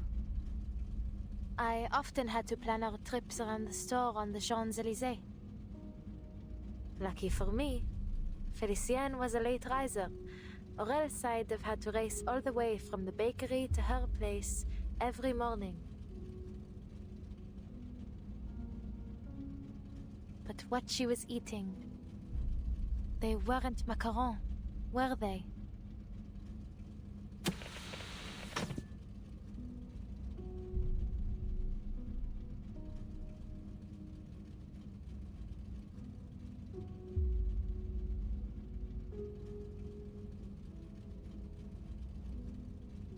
Madame Boaniche, please tell me, what did she do to me?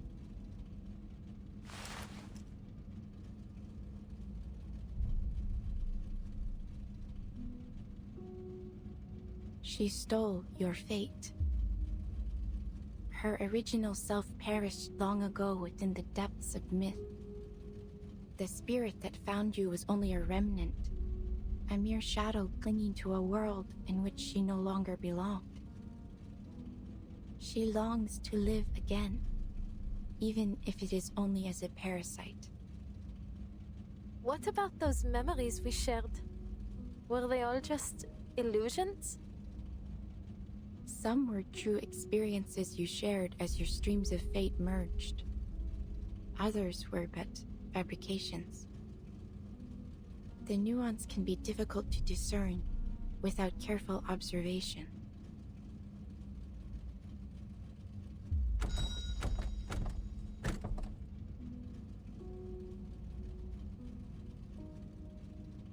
You've really confused me, Madame.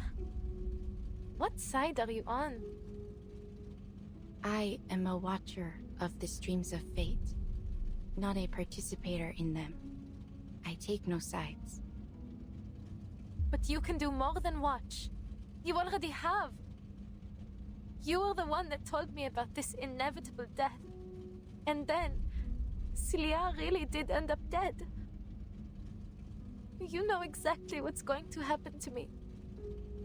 You know everything, don't you?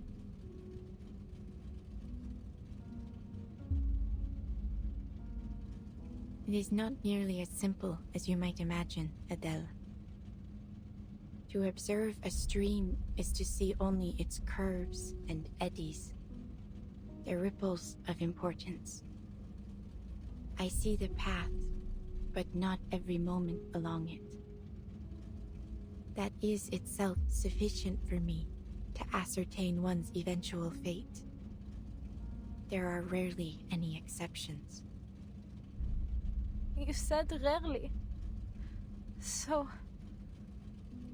there are exceptions? An exception, yes. I told you about her, did I not? I had been drifting along the streams of fate when I saw a girl who resembled me, who in some part came from me. It was quite a revelation. I saw where our streams merged long before she was born, and I knew I would name her Matilda. That she would grow up to be kind, brave, and truly gifted. I followed her through every turn and every ripple to the very end. Then I looked away. I stopped watching.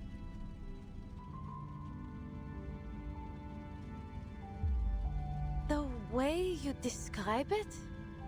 It sounds strange, Madame. Almost cruel. As if you've ignored her in the present because you're afraid of her future. I studied the entirety of her stream, every moment of her fate. It seemed enough.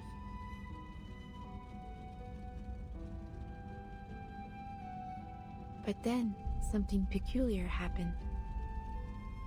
In the final moments of this millennium, there was a certain kind of rain.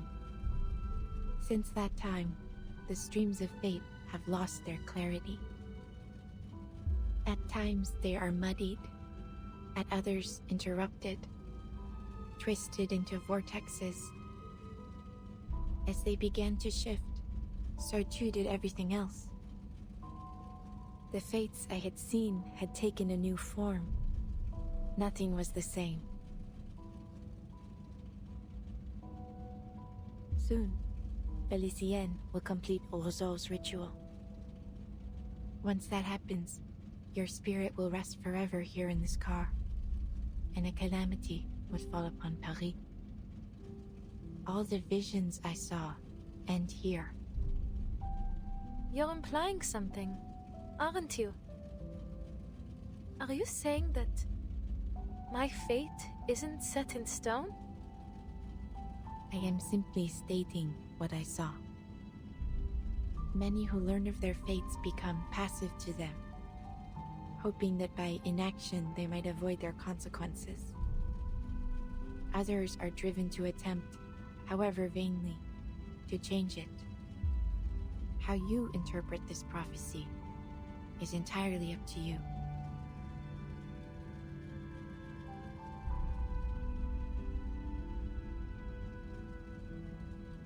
Then there's still a chance for me to leave this car, n'est-ce pas?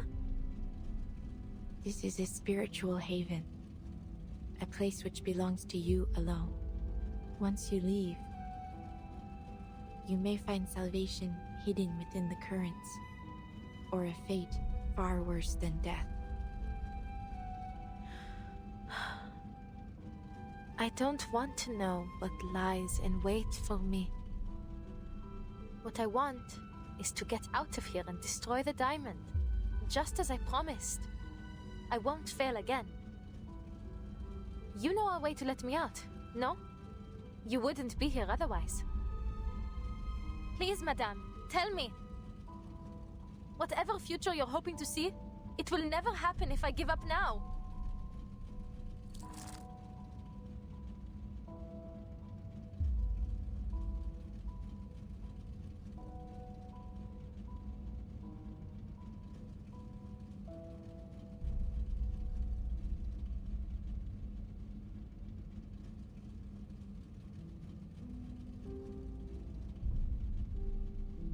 Even in the face of oblivion, you would try to change your fate.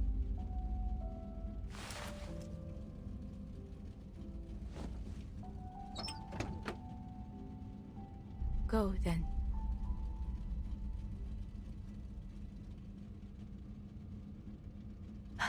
Merci.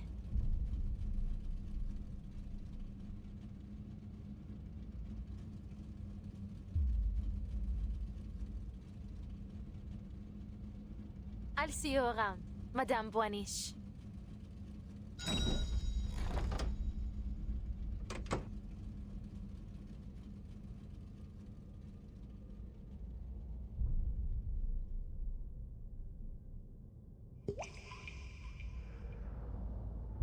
So, where is this so-called fate you've been waiting for? You've seen the end already, n'est-ce pas? The only one possible, anyway. My triumph. You prophets are all the same. My family bankrolled a dozen frauds like you, yet not one ever foresaw the revolution. You ought to have dedicated yourself to the guiding one instead.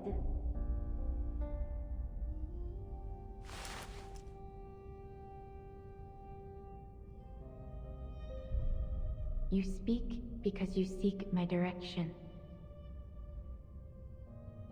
You wish to unravel the secrets of resurrection. You're clever for a prophet. Of course, that's my goal.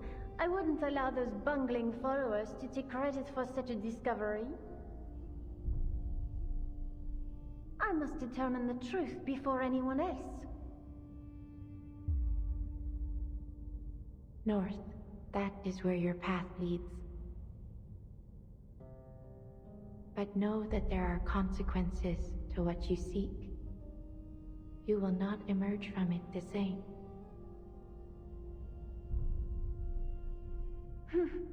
Spare me the theatrics. I shan't be intimidated. You've pointed the way. I have no more need of you. Whatever consequences lie ahead depend on me, on my actions, not some puddle of fate. Au revoir, madame. Let us see what the all-seeing lady has seen for us.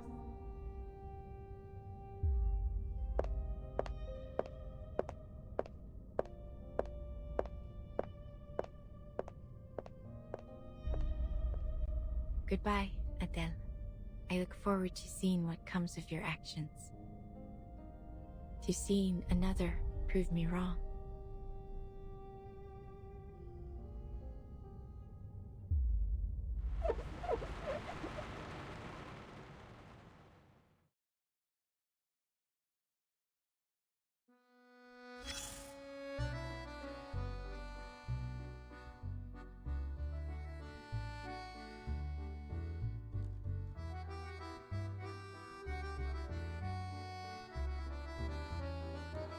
It is true. I have held back... It is true. I have held back many important details. Concerning matters like the nature of Felicienne and Brum's relationship, and Professor Roseau's true intentions, but I believe it is not my place to disclose such things. People deserve to discover these things on their own. Ah, of course. And why not? My Matilda. Such a lovely, radiant girl. She has inherited my strength and added to it a vitality of her own. Those who speak with her often leave smiling. As for her future, I cannot share it with you here. But I can assure you, her path is one worth looking forward to.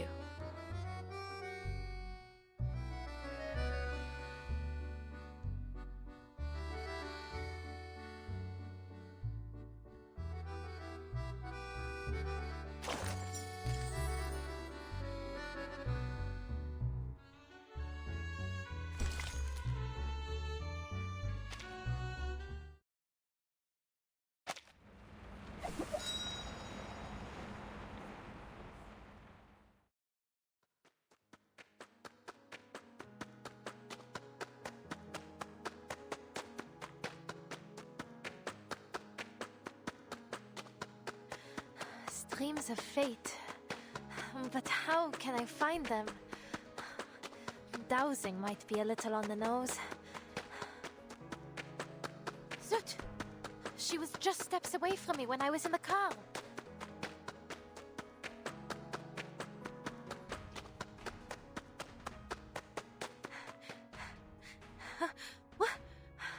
What's that?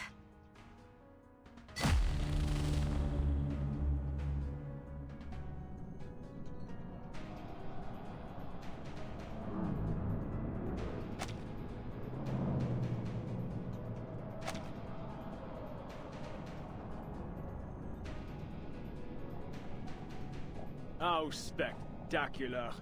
If this isn't a miracle, then I must ask, what else could possibly qualify as one? Let dusty historians scoff and rivals sneer, but there are none who would dare scorn this timeless, flawless vision of Parisian beauty across the ages. Who from this lofty perch would deny this is the truest form of Paris?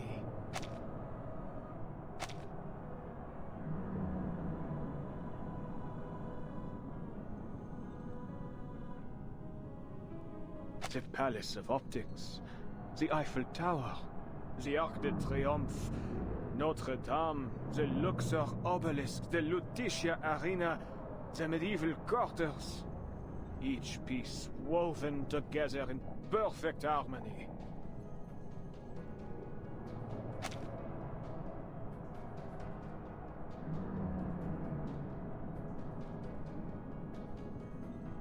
As I've said, thought shapes reality. This Paris, born from collective imagination, is Paris at its most true and most real.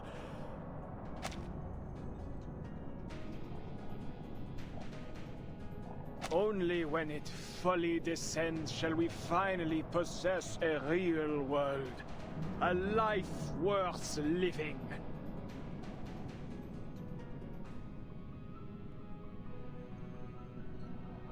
Must you hang over me like this, Roseau? And you, madame? Did you foresee this? The fate of Paris now rests in my hands, and yet I remain myself. What a pity it must be for you. No more tricks? What lies below shall reflect what lies above. So, this is what will befall Paris?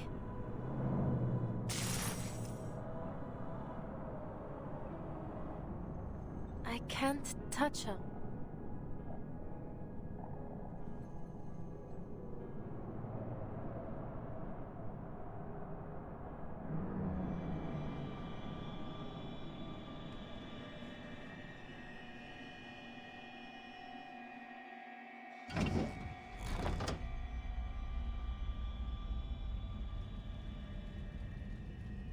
You have returned. What?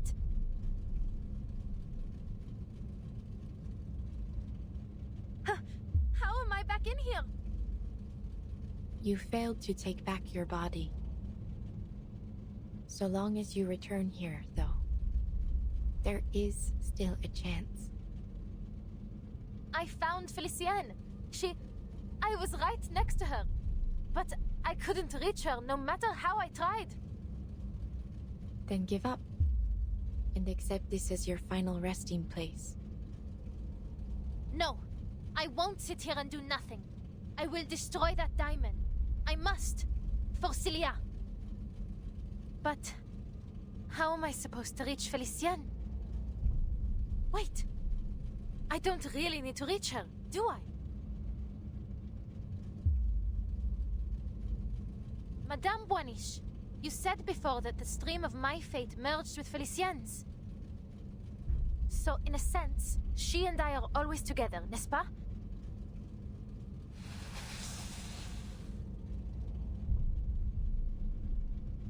Then, I don't need to find her, nor even find myself. Because she is me, and I am her. You have begun to understand. She only had the means to claim your body because your spirits are closely intertwined. Any impact to your body affects both souls, though the weaker of the two spirits often cannot endure the strain. Often, but not never, no? So even you can't see what comes next. You don't know whether Felicienne or I will win this fight.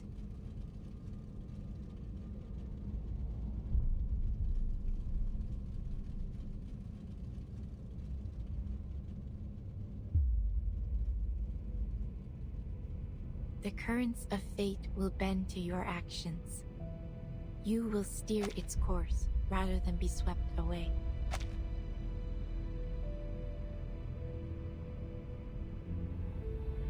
You have never once yielded before destiny, and that is precisely why I have followed you from the beginning.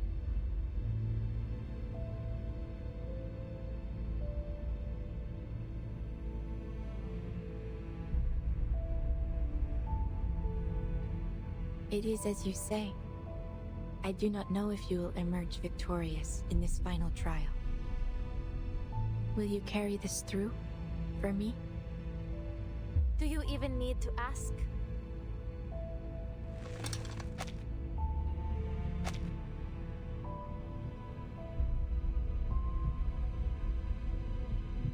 Alors, Felicienne, time for you to experience the Tavernier family curse.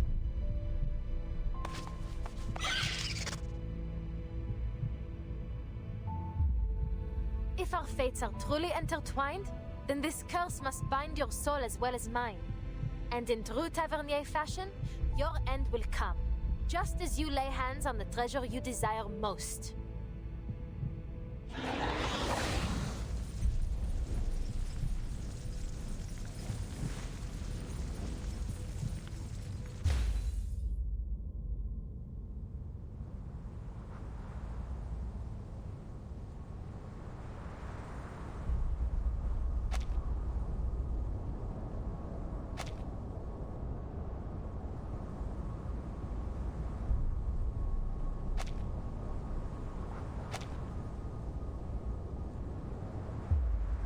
Incroyable, Félicien. Just a little longer and Paris as it should be, born from the collective unconscious, will descend into reality. The true Paris, not like the garbage heap below us.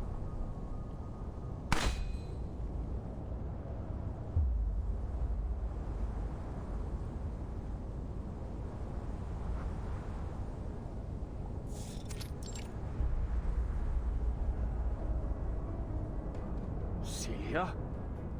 How did you get here? How are you still alive?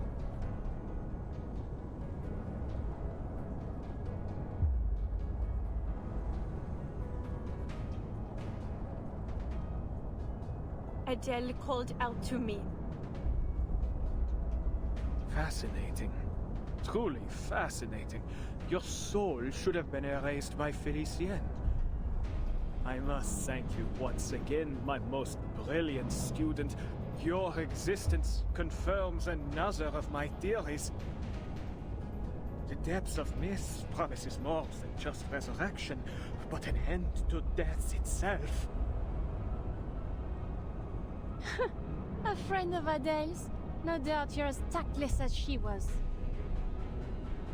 You intend to stop me? Be my guest.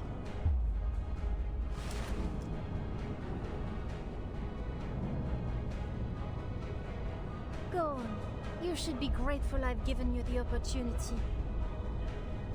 Whether you hit me or the diamond, you'll stop the ritual. Go on. You really think threatening Adele's body will intimidate me? It won't work.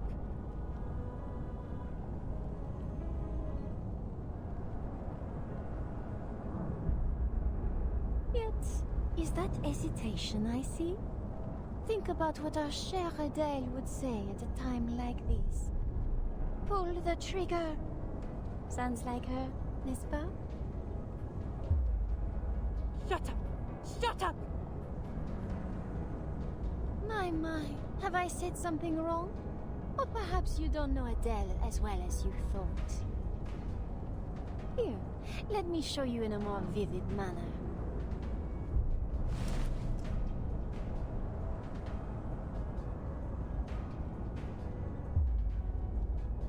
Don't worry about me. Just shoot.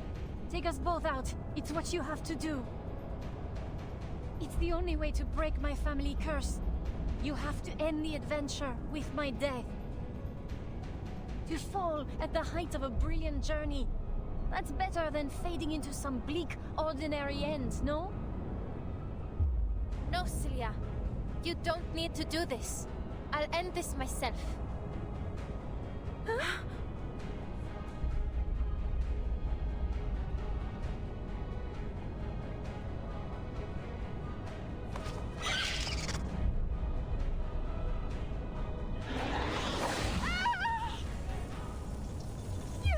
Little lizard! How dare you harm your own master! Damn you, Adele! You and your wretched pet!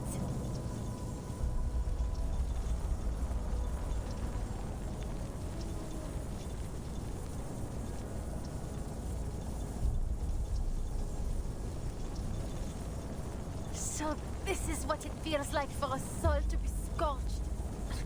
I finally understand why so many fear hell. Adele, you fool!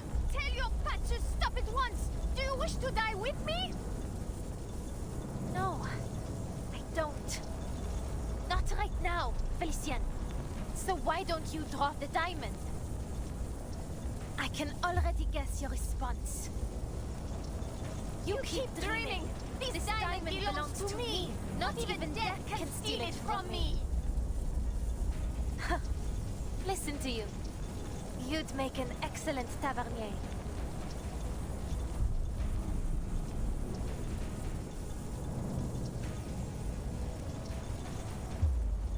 Now let's see if fire can separate true from false, Félicien.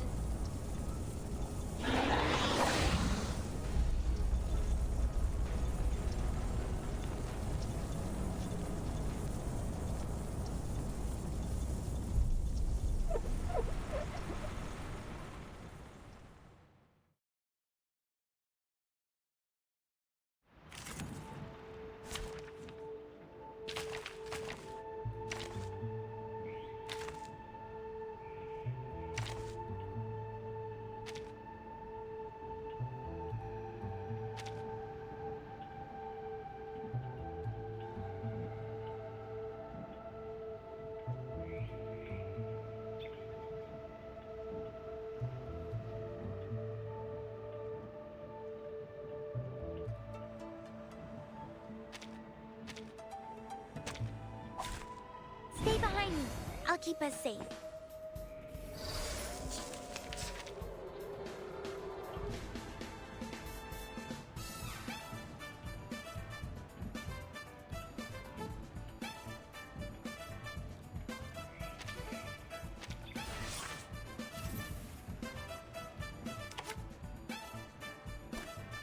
It is heat-treated, no?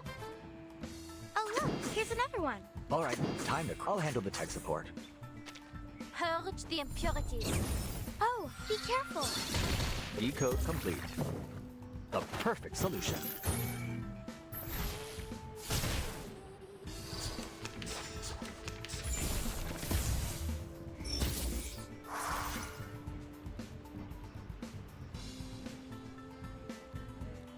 This turns. Oh look. Charging. Loading. We stand together. Eliminate target.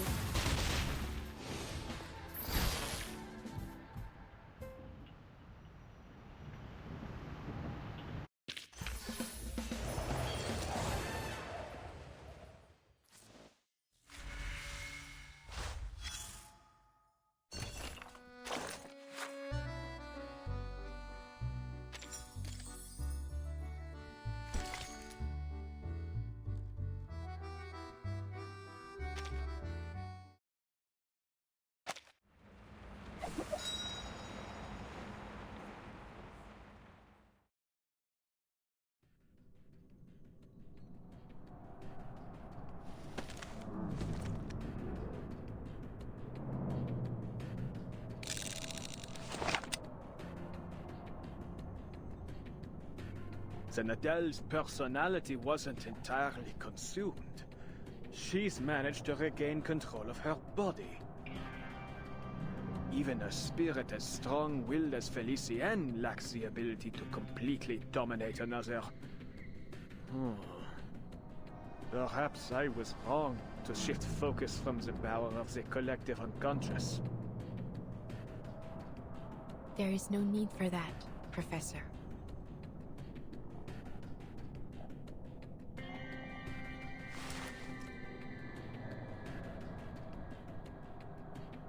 Even were you to interfere, the outcome would remain unchanged. You are but a pebble in the course of the stream of fate. Wait with me a little longer. Things may just take an unexpected turn. You saw something, didn't you? Quite the contrary. I see nothing. And that is what fascinates me most of all.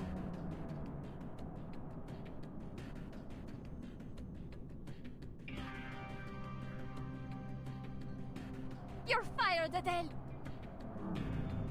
You reckless, foolish would-be Joan of Arc!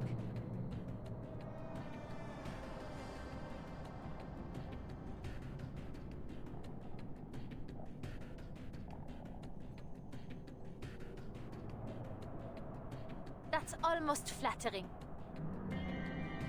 But this is nothing compared to what you did to Celia.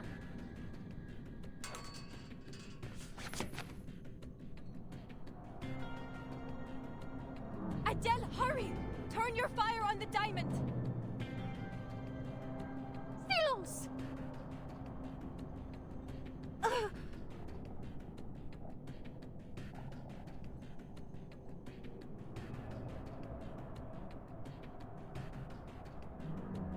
Stop this, Felicienne!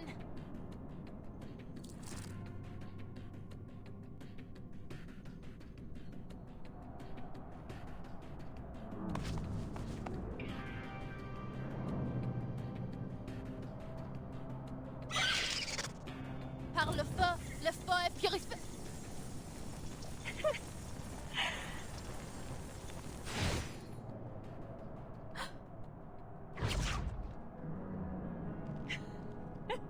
You disgusting hypocrites! Don't you dare wag that finger at me!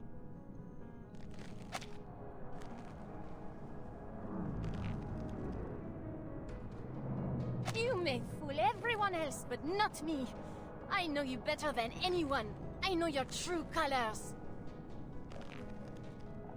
The Deny it all you want, but our souls are entwined. Because deep down, you and I are just alike. Take pride in it, girl. Hosting me will be your greatest achievement.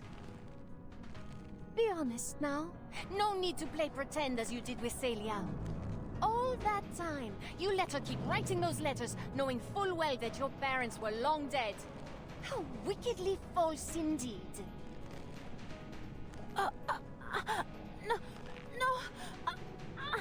I just...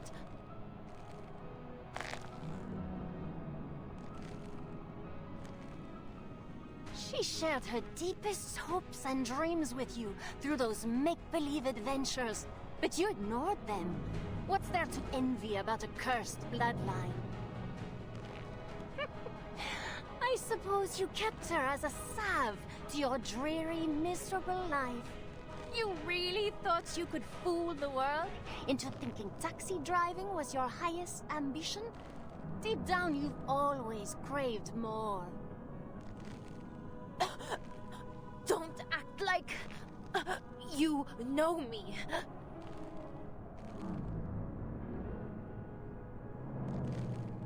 But I do know you. I know each and every one of your wicked thoughts better than you do. She told you to burn the diamond, but you secretly desired it. You craved your place in this adventure, your death. Who could blame you for triggering the curse? You weren't chasing treasure, not by choice, not like your parents. All of this to pretend you are unwillingly caught up in this adventure. You even get to play the savior. And oh, how your dear little friend fits the role of a damsel in distress. All you need is a villain. And that's where I came in, just as you wished. Of all people in Paris, why did I come to you? Have you given it even the slightest thought?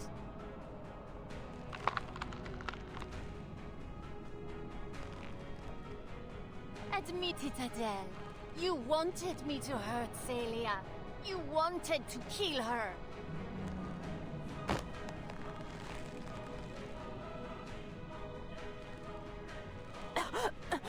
You're... lying. Ah, yes. Lies. She lied to you too, Adele. You really are a perfect duo. Two little liars keeping secrets from one another. Allow me to reveal another secret. Destroying this diamond will bring an end to more than just me. It will end her as well. Though perhaps, without her, you might at last be free. That's not... true.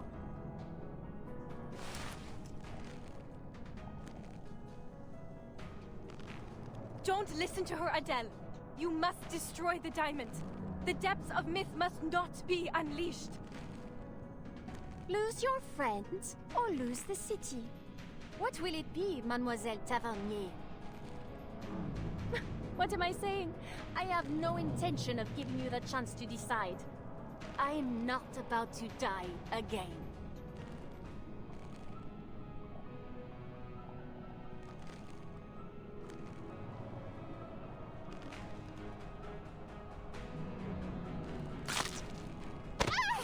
Damn it!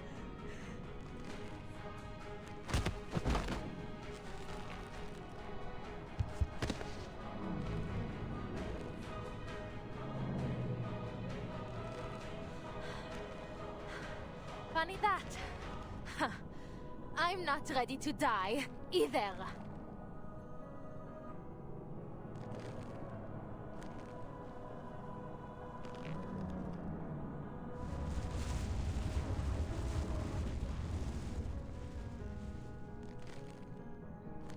I won't let you get away.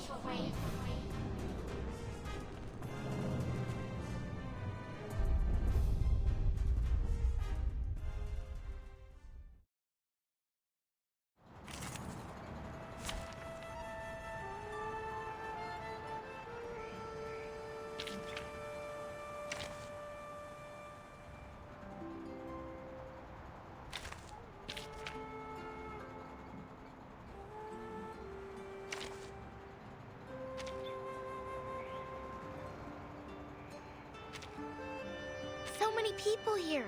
Feels like trade season again.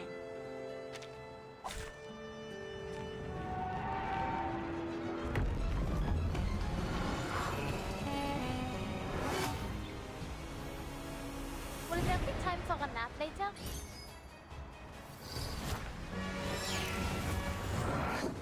I've seen out of it.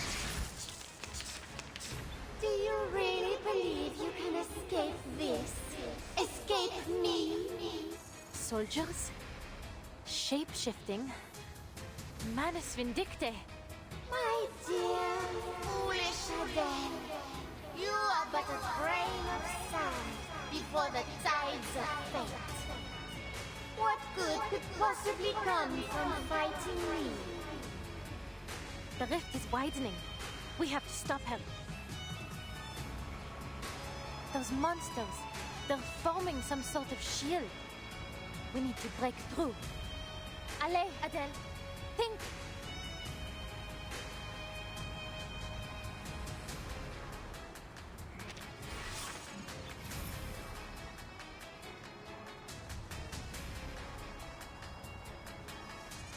I'll handle the tech support. All right, time to crack some codes. Give it a little flutter.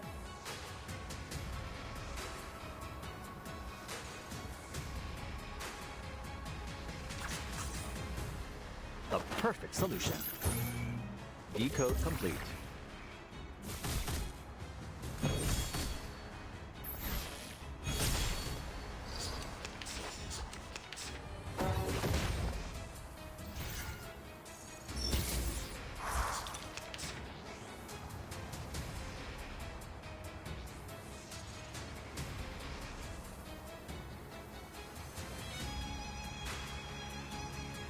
Oh look, here's another one.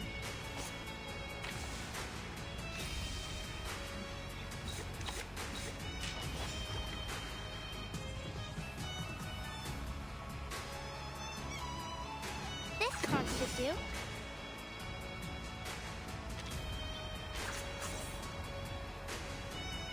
Loading. Allow me to double-check the battery levels. We stand together. Purge the impurities. Leave me alone, you phantom! The light that illuminates all. Barrage.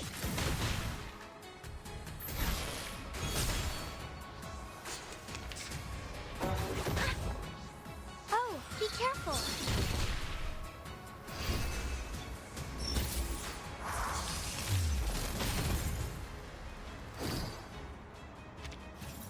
If the depths of myth is nothing more than a sea of collective unconscious, then the creatures born from it must be mere reflection. Oh look, here's another one.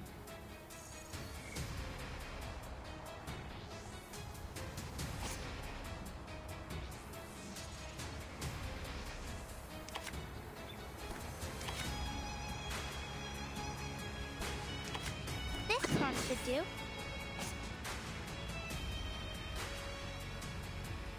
It is heat-plated, no? I'll handle the tech support.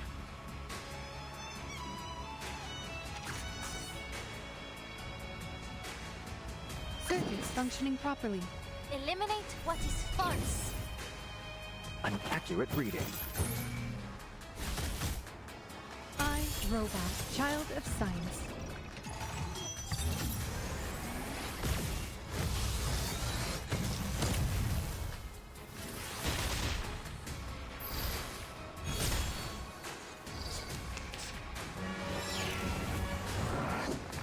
Decryption failed? Is that feeble little flame supposed to scare me?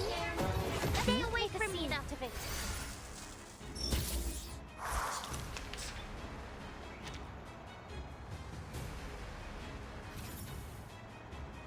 Open your eyes and look around. Can you not see what these miserable people want? Oh look, here's another. This card should do. Give it a little flutter.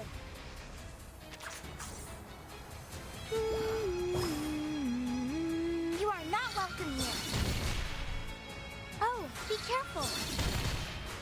Purge the impurities.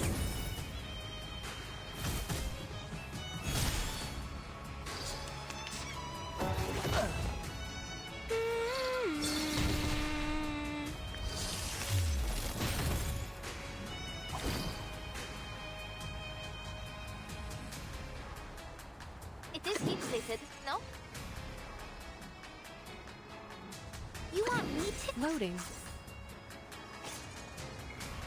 Give it a little water.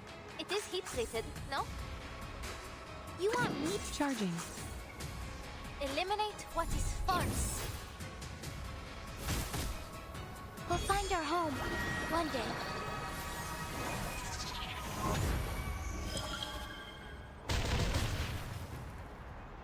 Aim and shoot.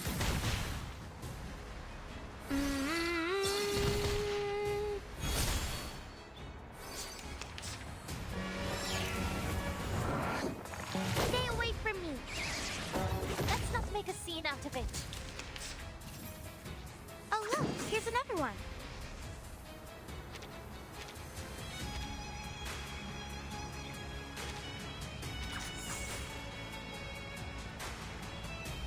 All right, time to crack some codes.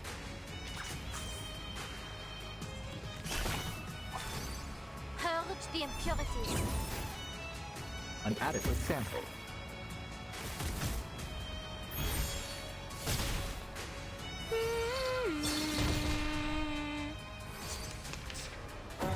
Shell damaged.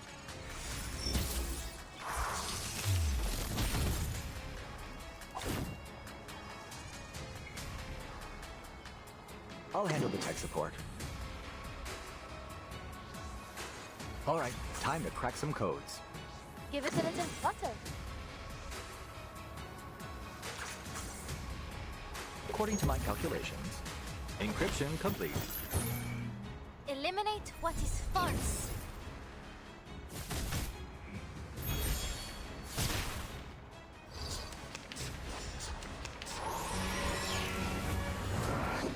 That is quite rude, no? That doesn't sound good.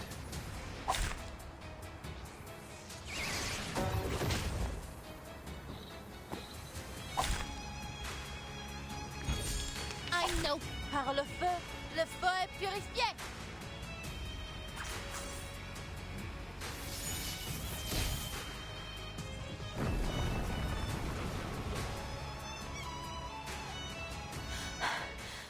Stop this, Felicienne. You're no master of this city. You're not even the master of yourself.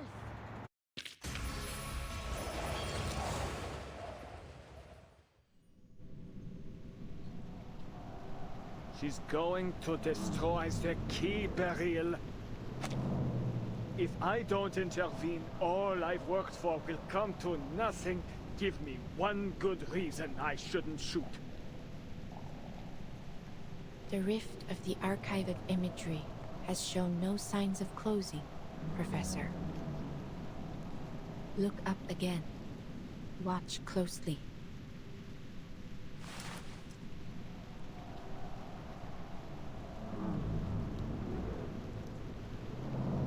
The diamond has already served its purpose. It has torn the rift open. The depths of myth is trickling down over us as we speak. Let's see what more the little gemstone can do in her hands.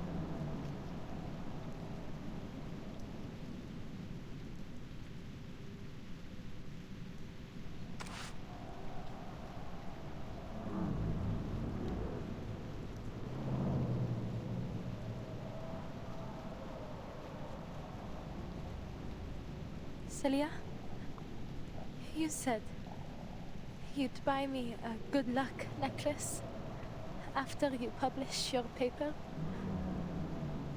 Will you keep that promise?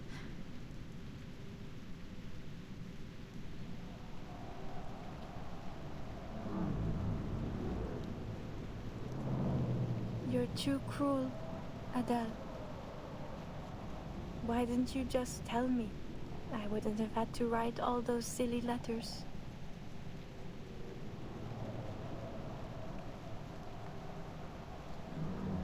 Will I see you again? I'm not sure.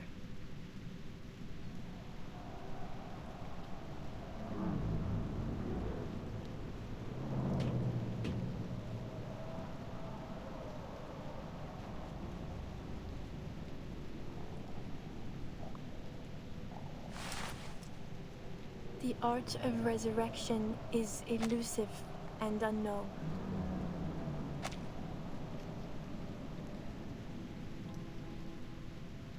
I don't know what will happen after the diamond is destroyed.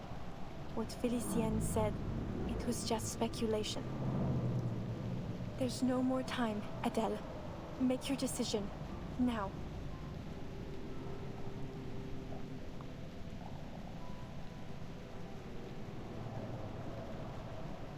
You know what? Felicienne was right. I am a foolish, pathetic hypocrite. But she still doesn't know all that much.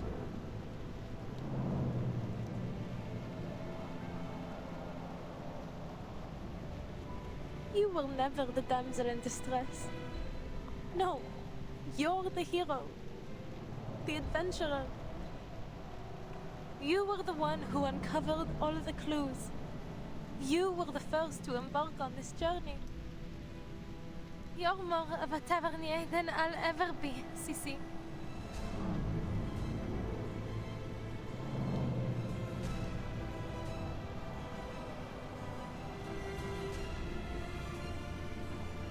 Don't be silly, Adele. That never mattered to me. It wasn't the tales of gemstones or adventures that drew me to the Tavernier family. It was you. Me? You've always been so driven and sure of yourself. Even when we were kids, you never hesitated, never looked back. I wish I could live without regrets like you do.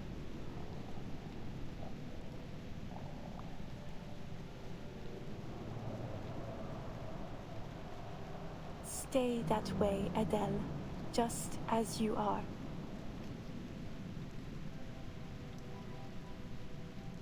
Well, maybe not completely without regrets. That's asking the impossible. But if you hesitate now, I'll be disappointed. So go on. Follow your art, my dear friend. I believe in you.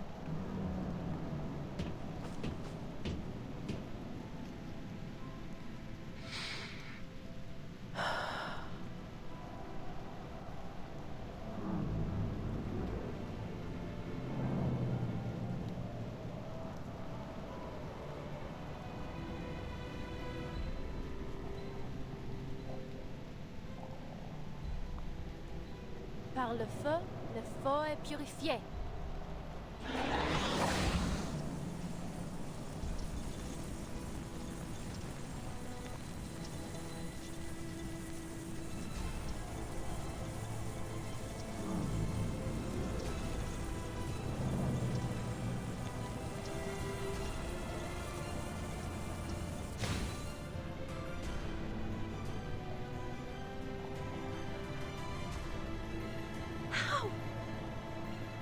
How can it still be here?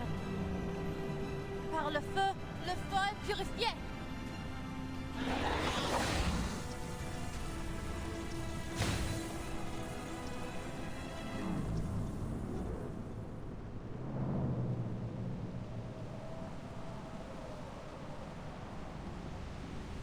I burned the beast of Gévaudan.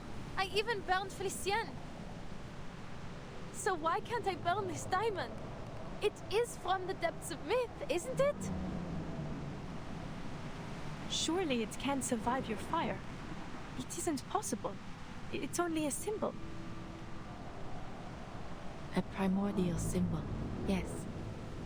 That is precisely why it survives.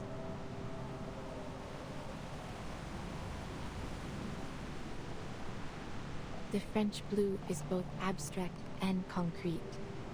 An iconic symbol held deep in the collective imagination of our society. No matter how many imitations or counterfeits may exist, none will ever take its place. It is eternally transcendent, unconditionally pure.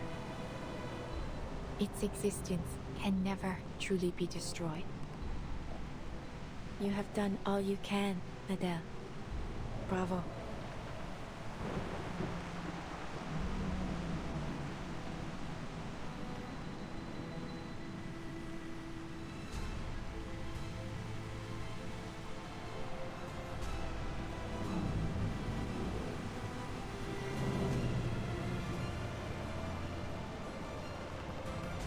But I failed to destroy the diamond. Celia and Felicienne are...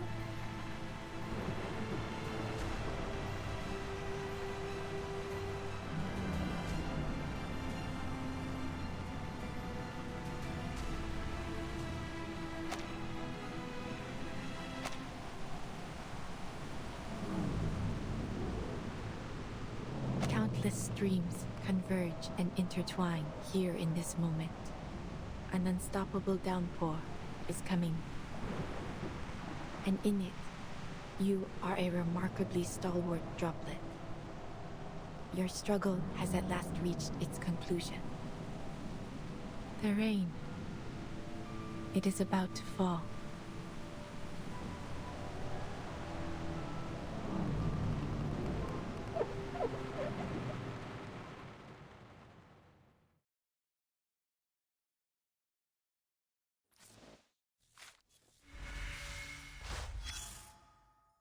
What a cruel storm. So far, the story has followed along a classic direction. Broom walked the hero's journey, but just as it seemed that it might end with triumph, down came the storm. This is the 5th joke fate has played on me. I must be honest with you. There is something in it that I like. As dreadful as it may be to stand before a future I cannot foresee, I feel something else. For someone born with my abilities, there is a strange beauty in moments like these. To know how it feels to know nothing. Yes, though I understand it may come at a great price. Perhaps that is why the Vigile Bureau and the Foundation have kept such a keen eye on me. Perhaps they think me one of those storm advocates. But why would I advocate for it? I have never asked for it. All I have done is try to understand it.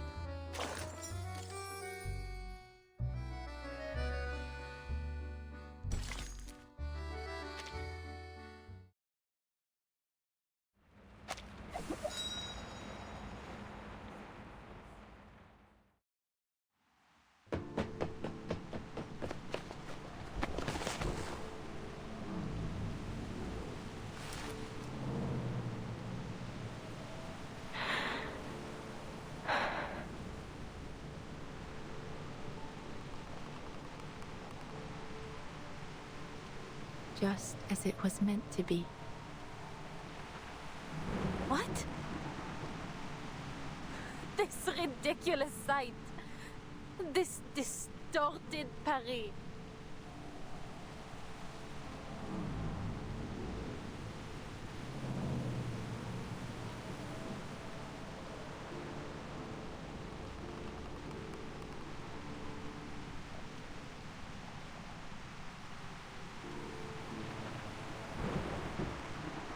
The July column just turned into a bilboquet. The Vert Galant statue replaced with some bizarre lobster. And my friend is disappearing before my eyes. And you're telling me that all this was meant to happen? It's all so meaningless. So absurd. Is it?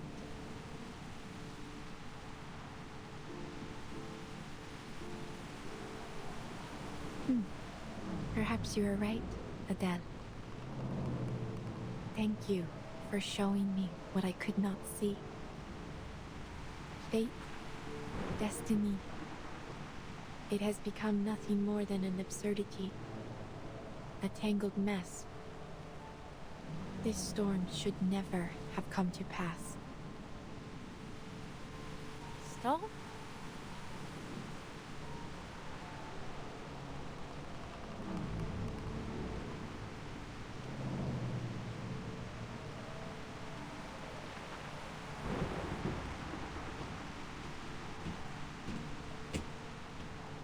This storm is quite a delightful surprise.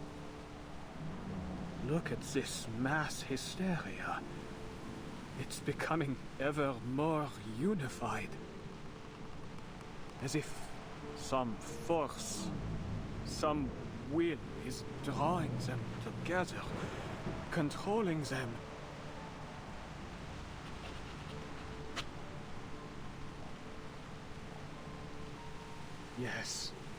Yes, I see it clearly now. The world is a stage, a performance with no script, and we have arrived at the moment when the curtain must fall and the scene must shift. This upheaval, this shift we've ushered in, has been intensifying the turmoil of the era. What a marvelous device. It's just the spark we need to ignite a cleansing fire. With this power, we can manipulate the appearance of the storm as we please. The changes to the mass hysteria, yes, it's all obvious now.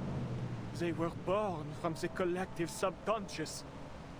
We are mere actors on this stage, for the material world is nothing but a projection of the mind.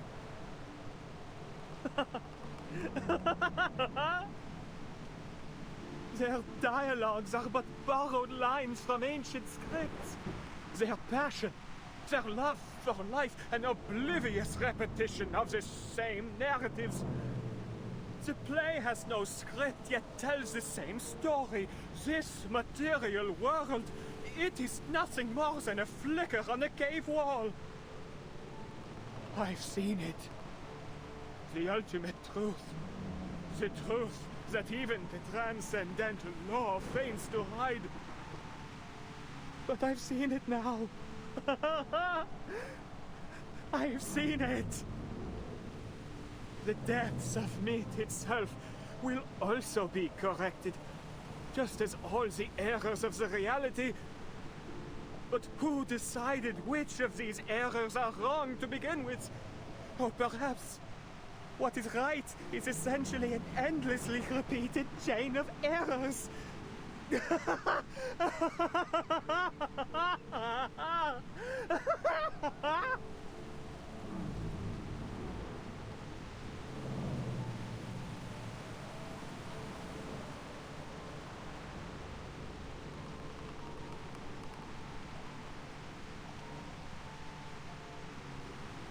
What's wrong with him? He has seen the fruition of his life's work, and it has driven him mad. But mad or not, none of it will matter soon.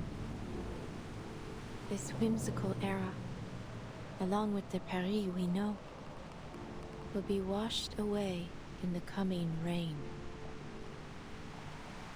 Is this some kind of joke? Am I missing something? An era wiped out by a little rain?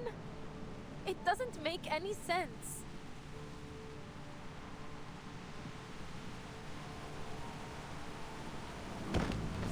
No! Celia!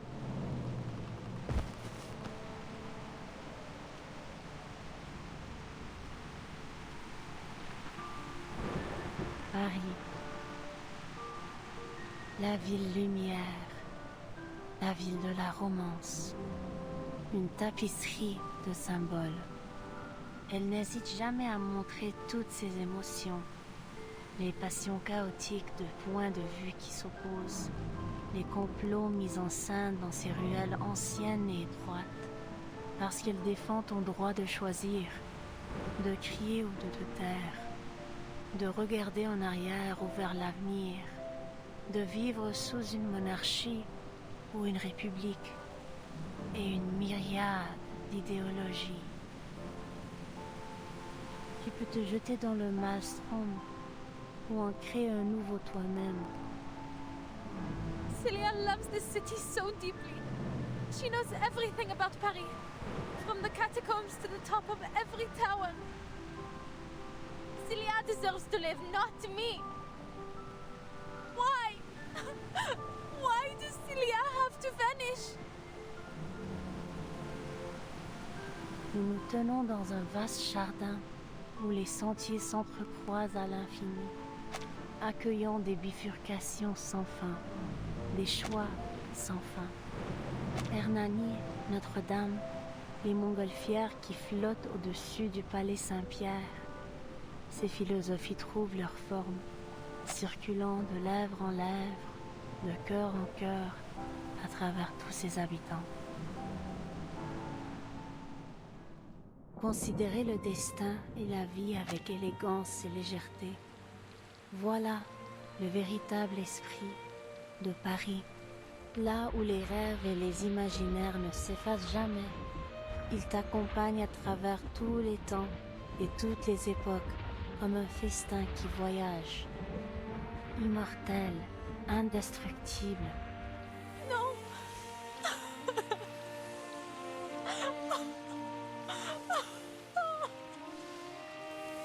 What more is there for me to seek in this meaningless, inferior world? The true world, the one that matters, has already descended. Voila. See that? The clearest, most perfect water at the bottom of the archive. Now, so close. Almost within reach. In the deepest, most pristine layer of our joint consciousness. Éternellement vrai, éternellement gravé dans l'esprit.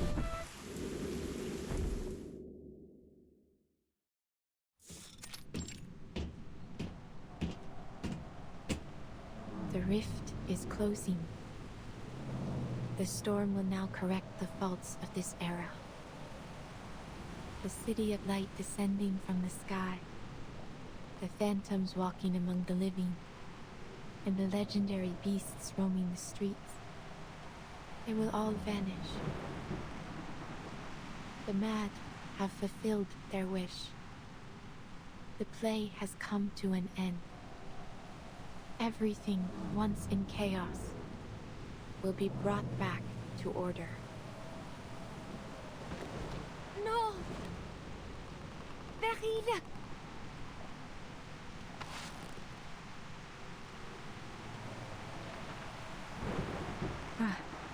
You have awakened. Though perhaps it would be better to remain asleep. It may spare you some pain. I am no coward, Beryl.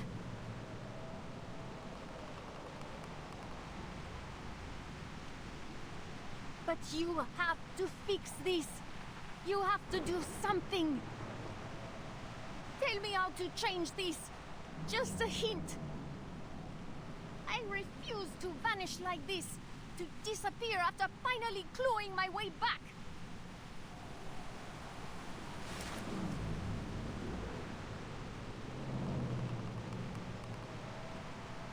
Those worthless grovelers who can't even use arcane skills, they deserve to die, not me. This world belongs to us. Don't you dare turn your back on me, Beryl Buanish. I will report every moment of this to the Guiding One.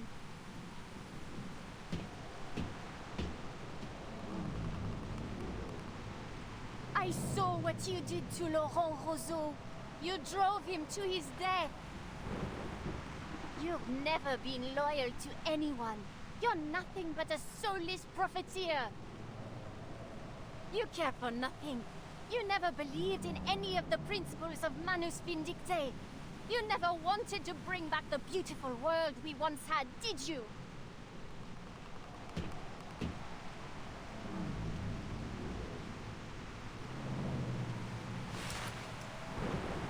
How amusing. You seek my help, yet accuse and threaten me in the same breath. Do you think you speak to me from a position of strength?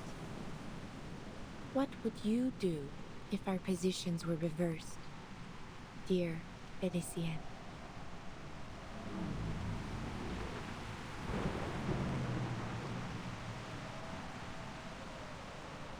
There is nothing more to say. It has been a pleasure, Madame.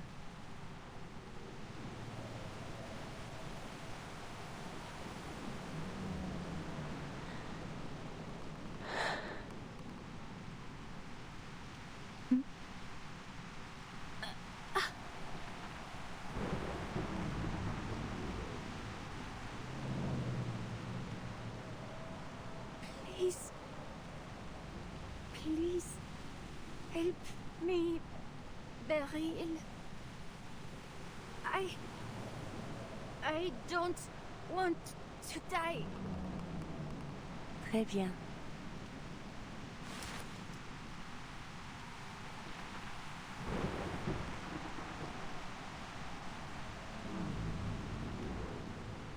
What do you think, Adele? Should she be saved, or pay for what she has done with her life?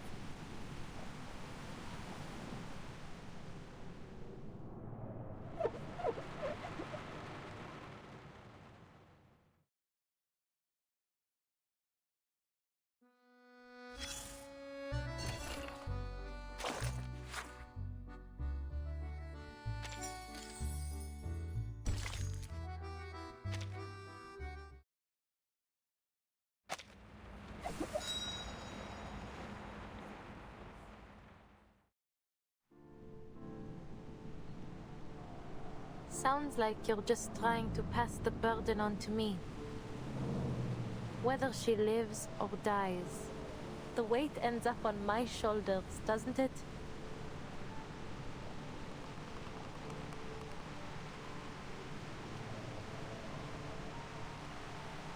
In many ways, you two are alike. Neither of you can stand by as fate attempts to pull you down its path. You fight.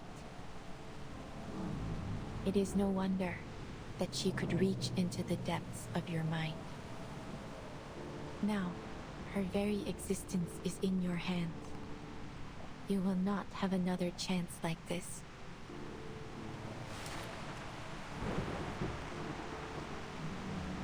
Your friend and the original Felicien perished in the same way. It is likely, then, that she has returned to the depths of myth. Should Felicien live, she may become the key to discovering the truth of that realm. And in time, you may even find a way to bring your friend back. Yet, should she die, you will have taken a fitting revenge, and her torment of your body will end at last. Swear it then. Swear that every word you just said is true.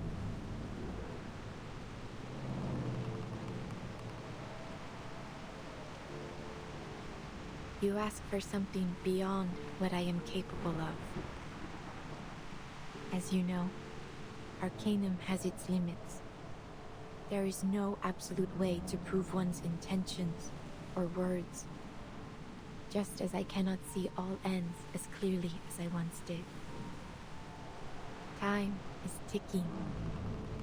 Give me the diamond now, or lose this opportunity forever.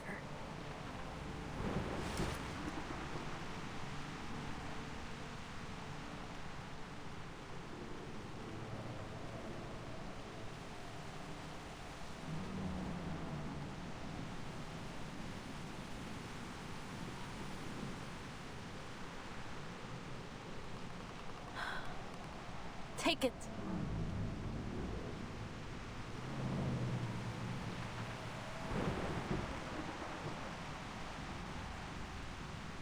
Save her.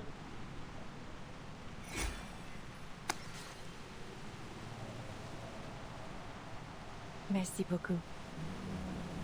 You have led me to the answer. I will respond with the sincerity it deserves.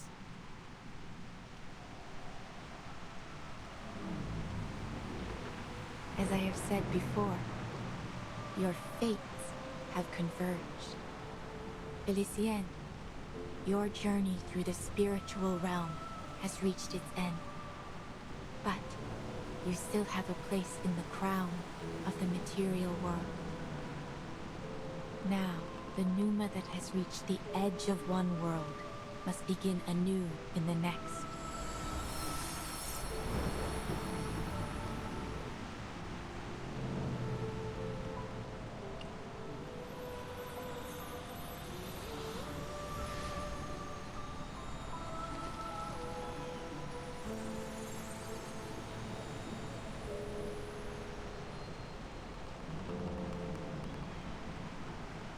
Take this, Adele, an accolade for your adventure.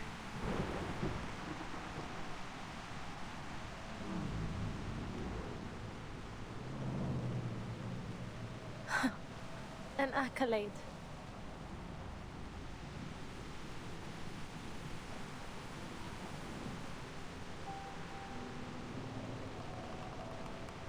Merci.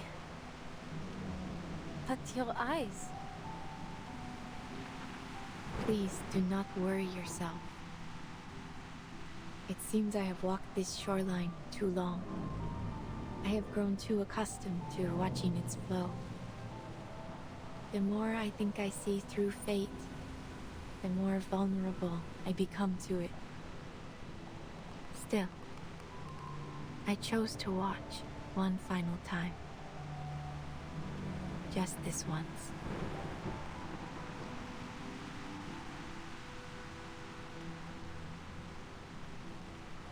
It makes for a fine imitation.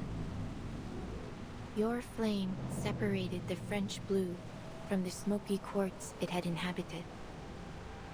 I simply gave it a new vessel, a clear quartz. It was the best that I could manage. I hope it will suffice. And I hope both you and Felicienne will be satisfied with it. Will she wake up soon?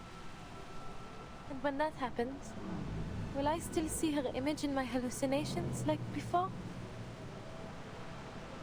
You will suffer no more hallucinations.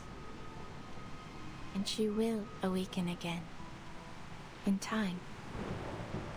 Yet you will be the sole master of your body. She is but a soul quietly bound to it. So long as neither of you strays too far from the other, her soul should remain whole.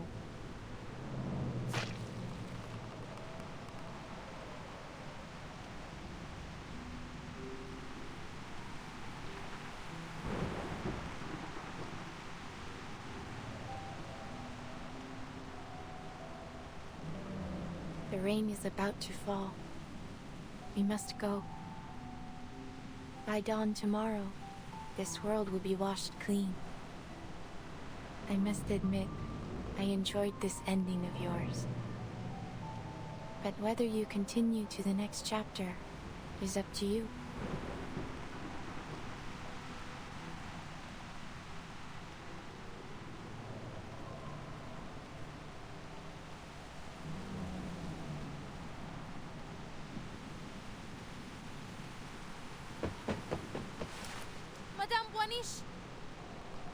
Madame Boiniche, forgive me. Do you know the theory of evolution? Humankind evolved from apes. I don't understand the science, but in short, we all came from monkeys. But then, where did that monkey come from? Are we all just a copy of some ancient thing? And if we keep tracing back, how did life even begin on Earth?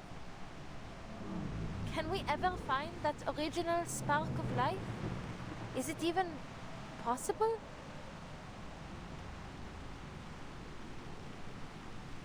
What I'm trying to say is, things rarely have a single clear cause.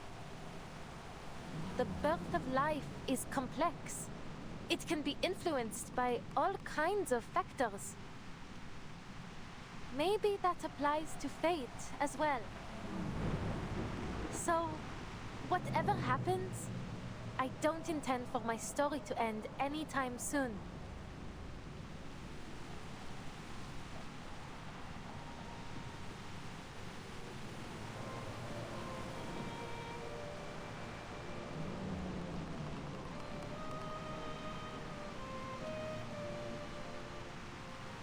Please, take me with you. There must be a way to avoid this storm you spoke of.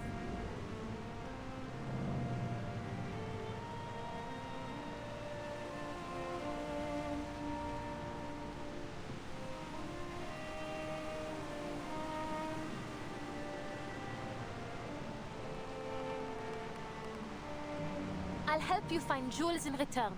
Answers, anything. Whatever it is you seek. A generous offer. To honor your sincerity, I shall give you an answer. What is it you wish to know? The truth about the storm.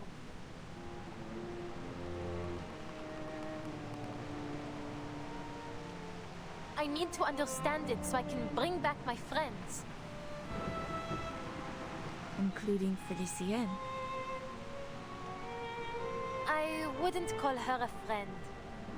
But for her to simply vanish... that's just... too merciful for her.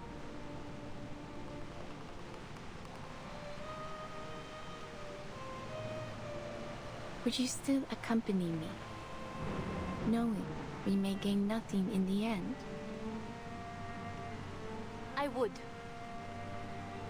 You can't just sit around waiting for something terrible to happen, can you?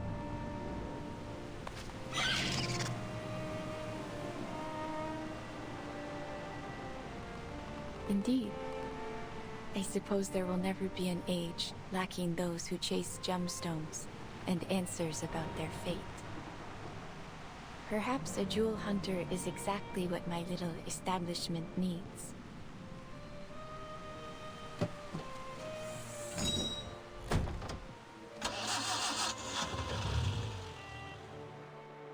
Which way do we go, Madame Boiniche? Forward. Through the crowd. Allow me to guide you. I'm just glad to be of service, Madame. I hope you have a pleasant journey.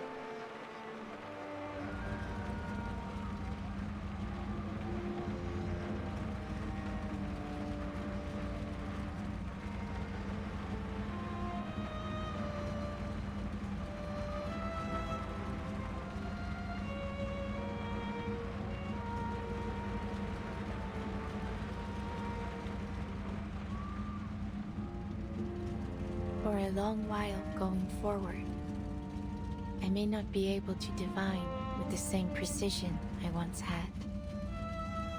Yet this feeling of not seeing has a comfort of its own.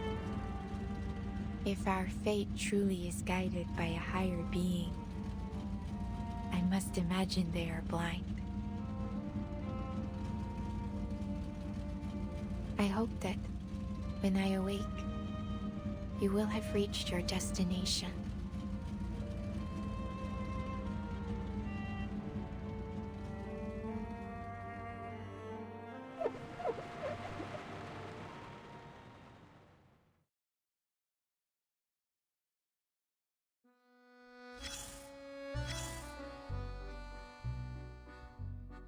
It was then that I decided to help Broom one last time. There was risk in my choice. I could not see what the consequences would be. Still, I succeeded, and the rewards were most generous. Many suspected that I had planned it from the start. A common accusation made of diviners, of course. Thank you for your concern. I am doing well, though the future now comes to me through an ever-thickening haze. Though, I should say, I find myself welcoming the lack of clarity. I am now able to watch my daughter grow, to observe her, and feel true surprise in every step she takes. If there is anything to take away from Broom's story, I would suggest this. Sometimes, good can come from being blind to fate's path.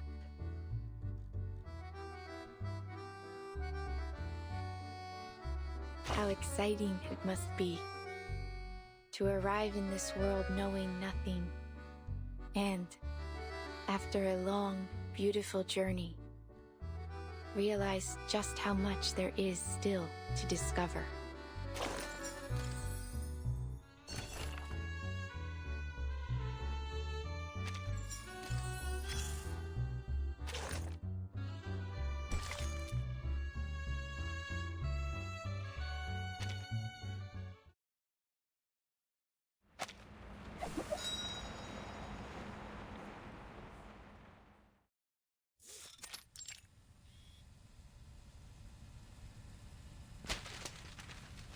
So, let me get this straight. The fifth storm was brought forth by Manus Vindicte, and you witnessed the process firsthand. Based on your testimony, Miss Beryl Baunish wasn't an accomplice of the Manus, and she even saved your life. Yes.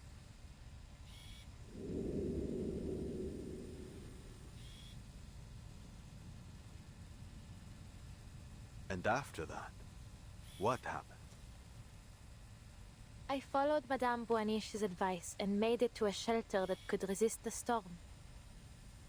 The rain got heavier and heavier along the way, but thankfully we made it there just in time. It's such a shame my little cab didn't have room for anyone else. I know that there's still a Paris out there, but it's no longer my Paris. Everything I loved there was washed away in the rain. Just as the prophecy said.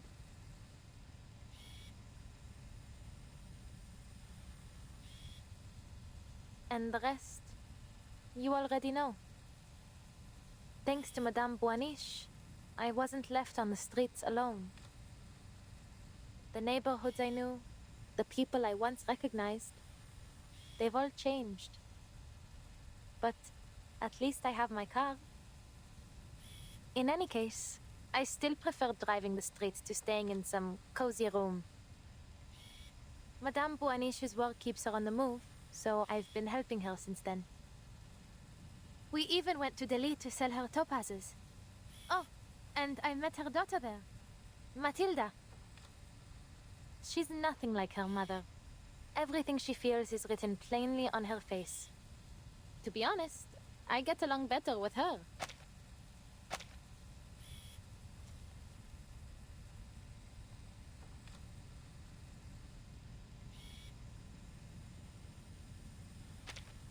Madame Boanish, she's changed too. She feels more real now, more alive.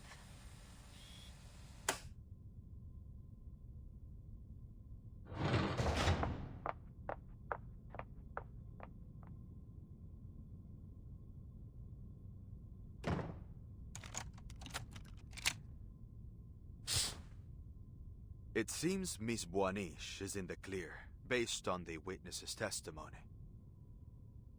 She claims Beryl Boanish saved her and has remained at her side for years. If there were anything suspicious going on, she would have noticed. I wouldn't be so sure.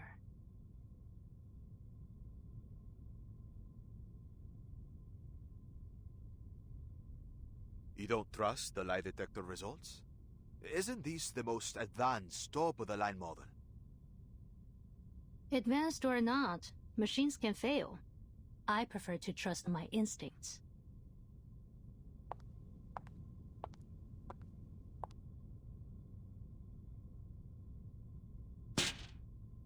And mine are telling me she's hiding something.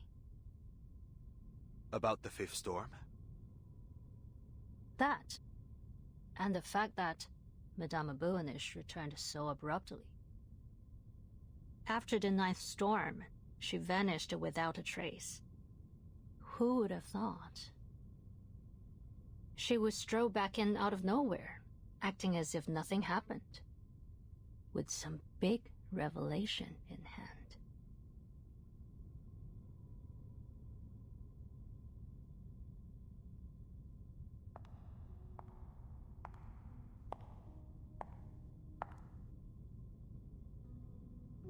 Unbelievable. One sloppy mistake after another.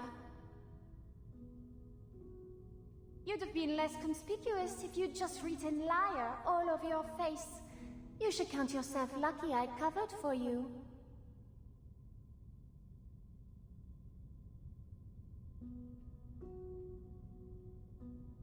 Are you expecting a thank you from me, Felicienne? Don't think I don't know. You just don't want your own secrets exposed. And didn't I tell you to stop talking to me like this while we're on Foundation grounds? Who knows who might be eavesdropping on us? And I told you that I can hear you perfectly well without you mouthing the words. Is that really so hard to understand? And if I slip up subconsciously? I suppose you might have forgotten what it feels like to have a mouth.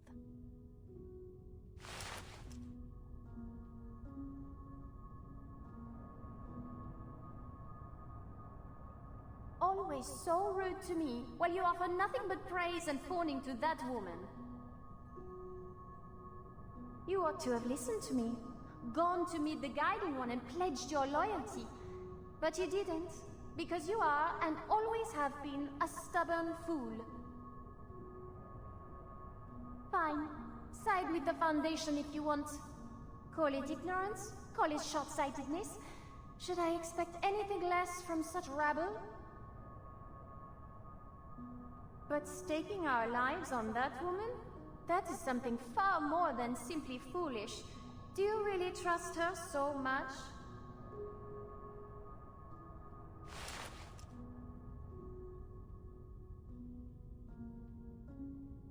I do. I believe in Madame Boanish. She'll prove I made the right choice.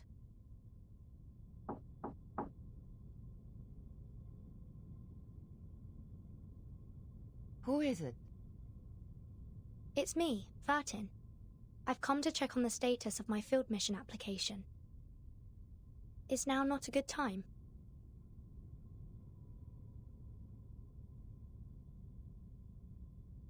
Please, come in, Vartin.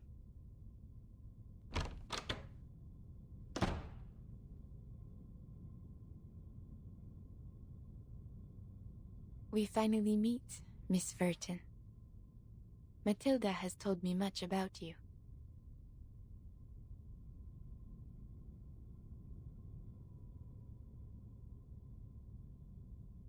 Then you must be Madame Beryl Boanish.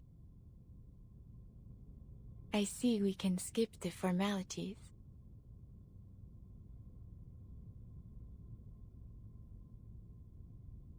You have seen the golden thread, have you not?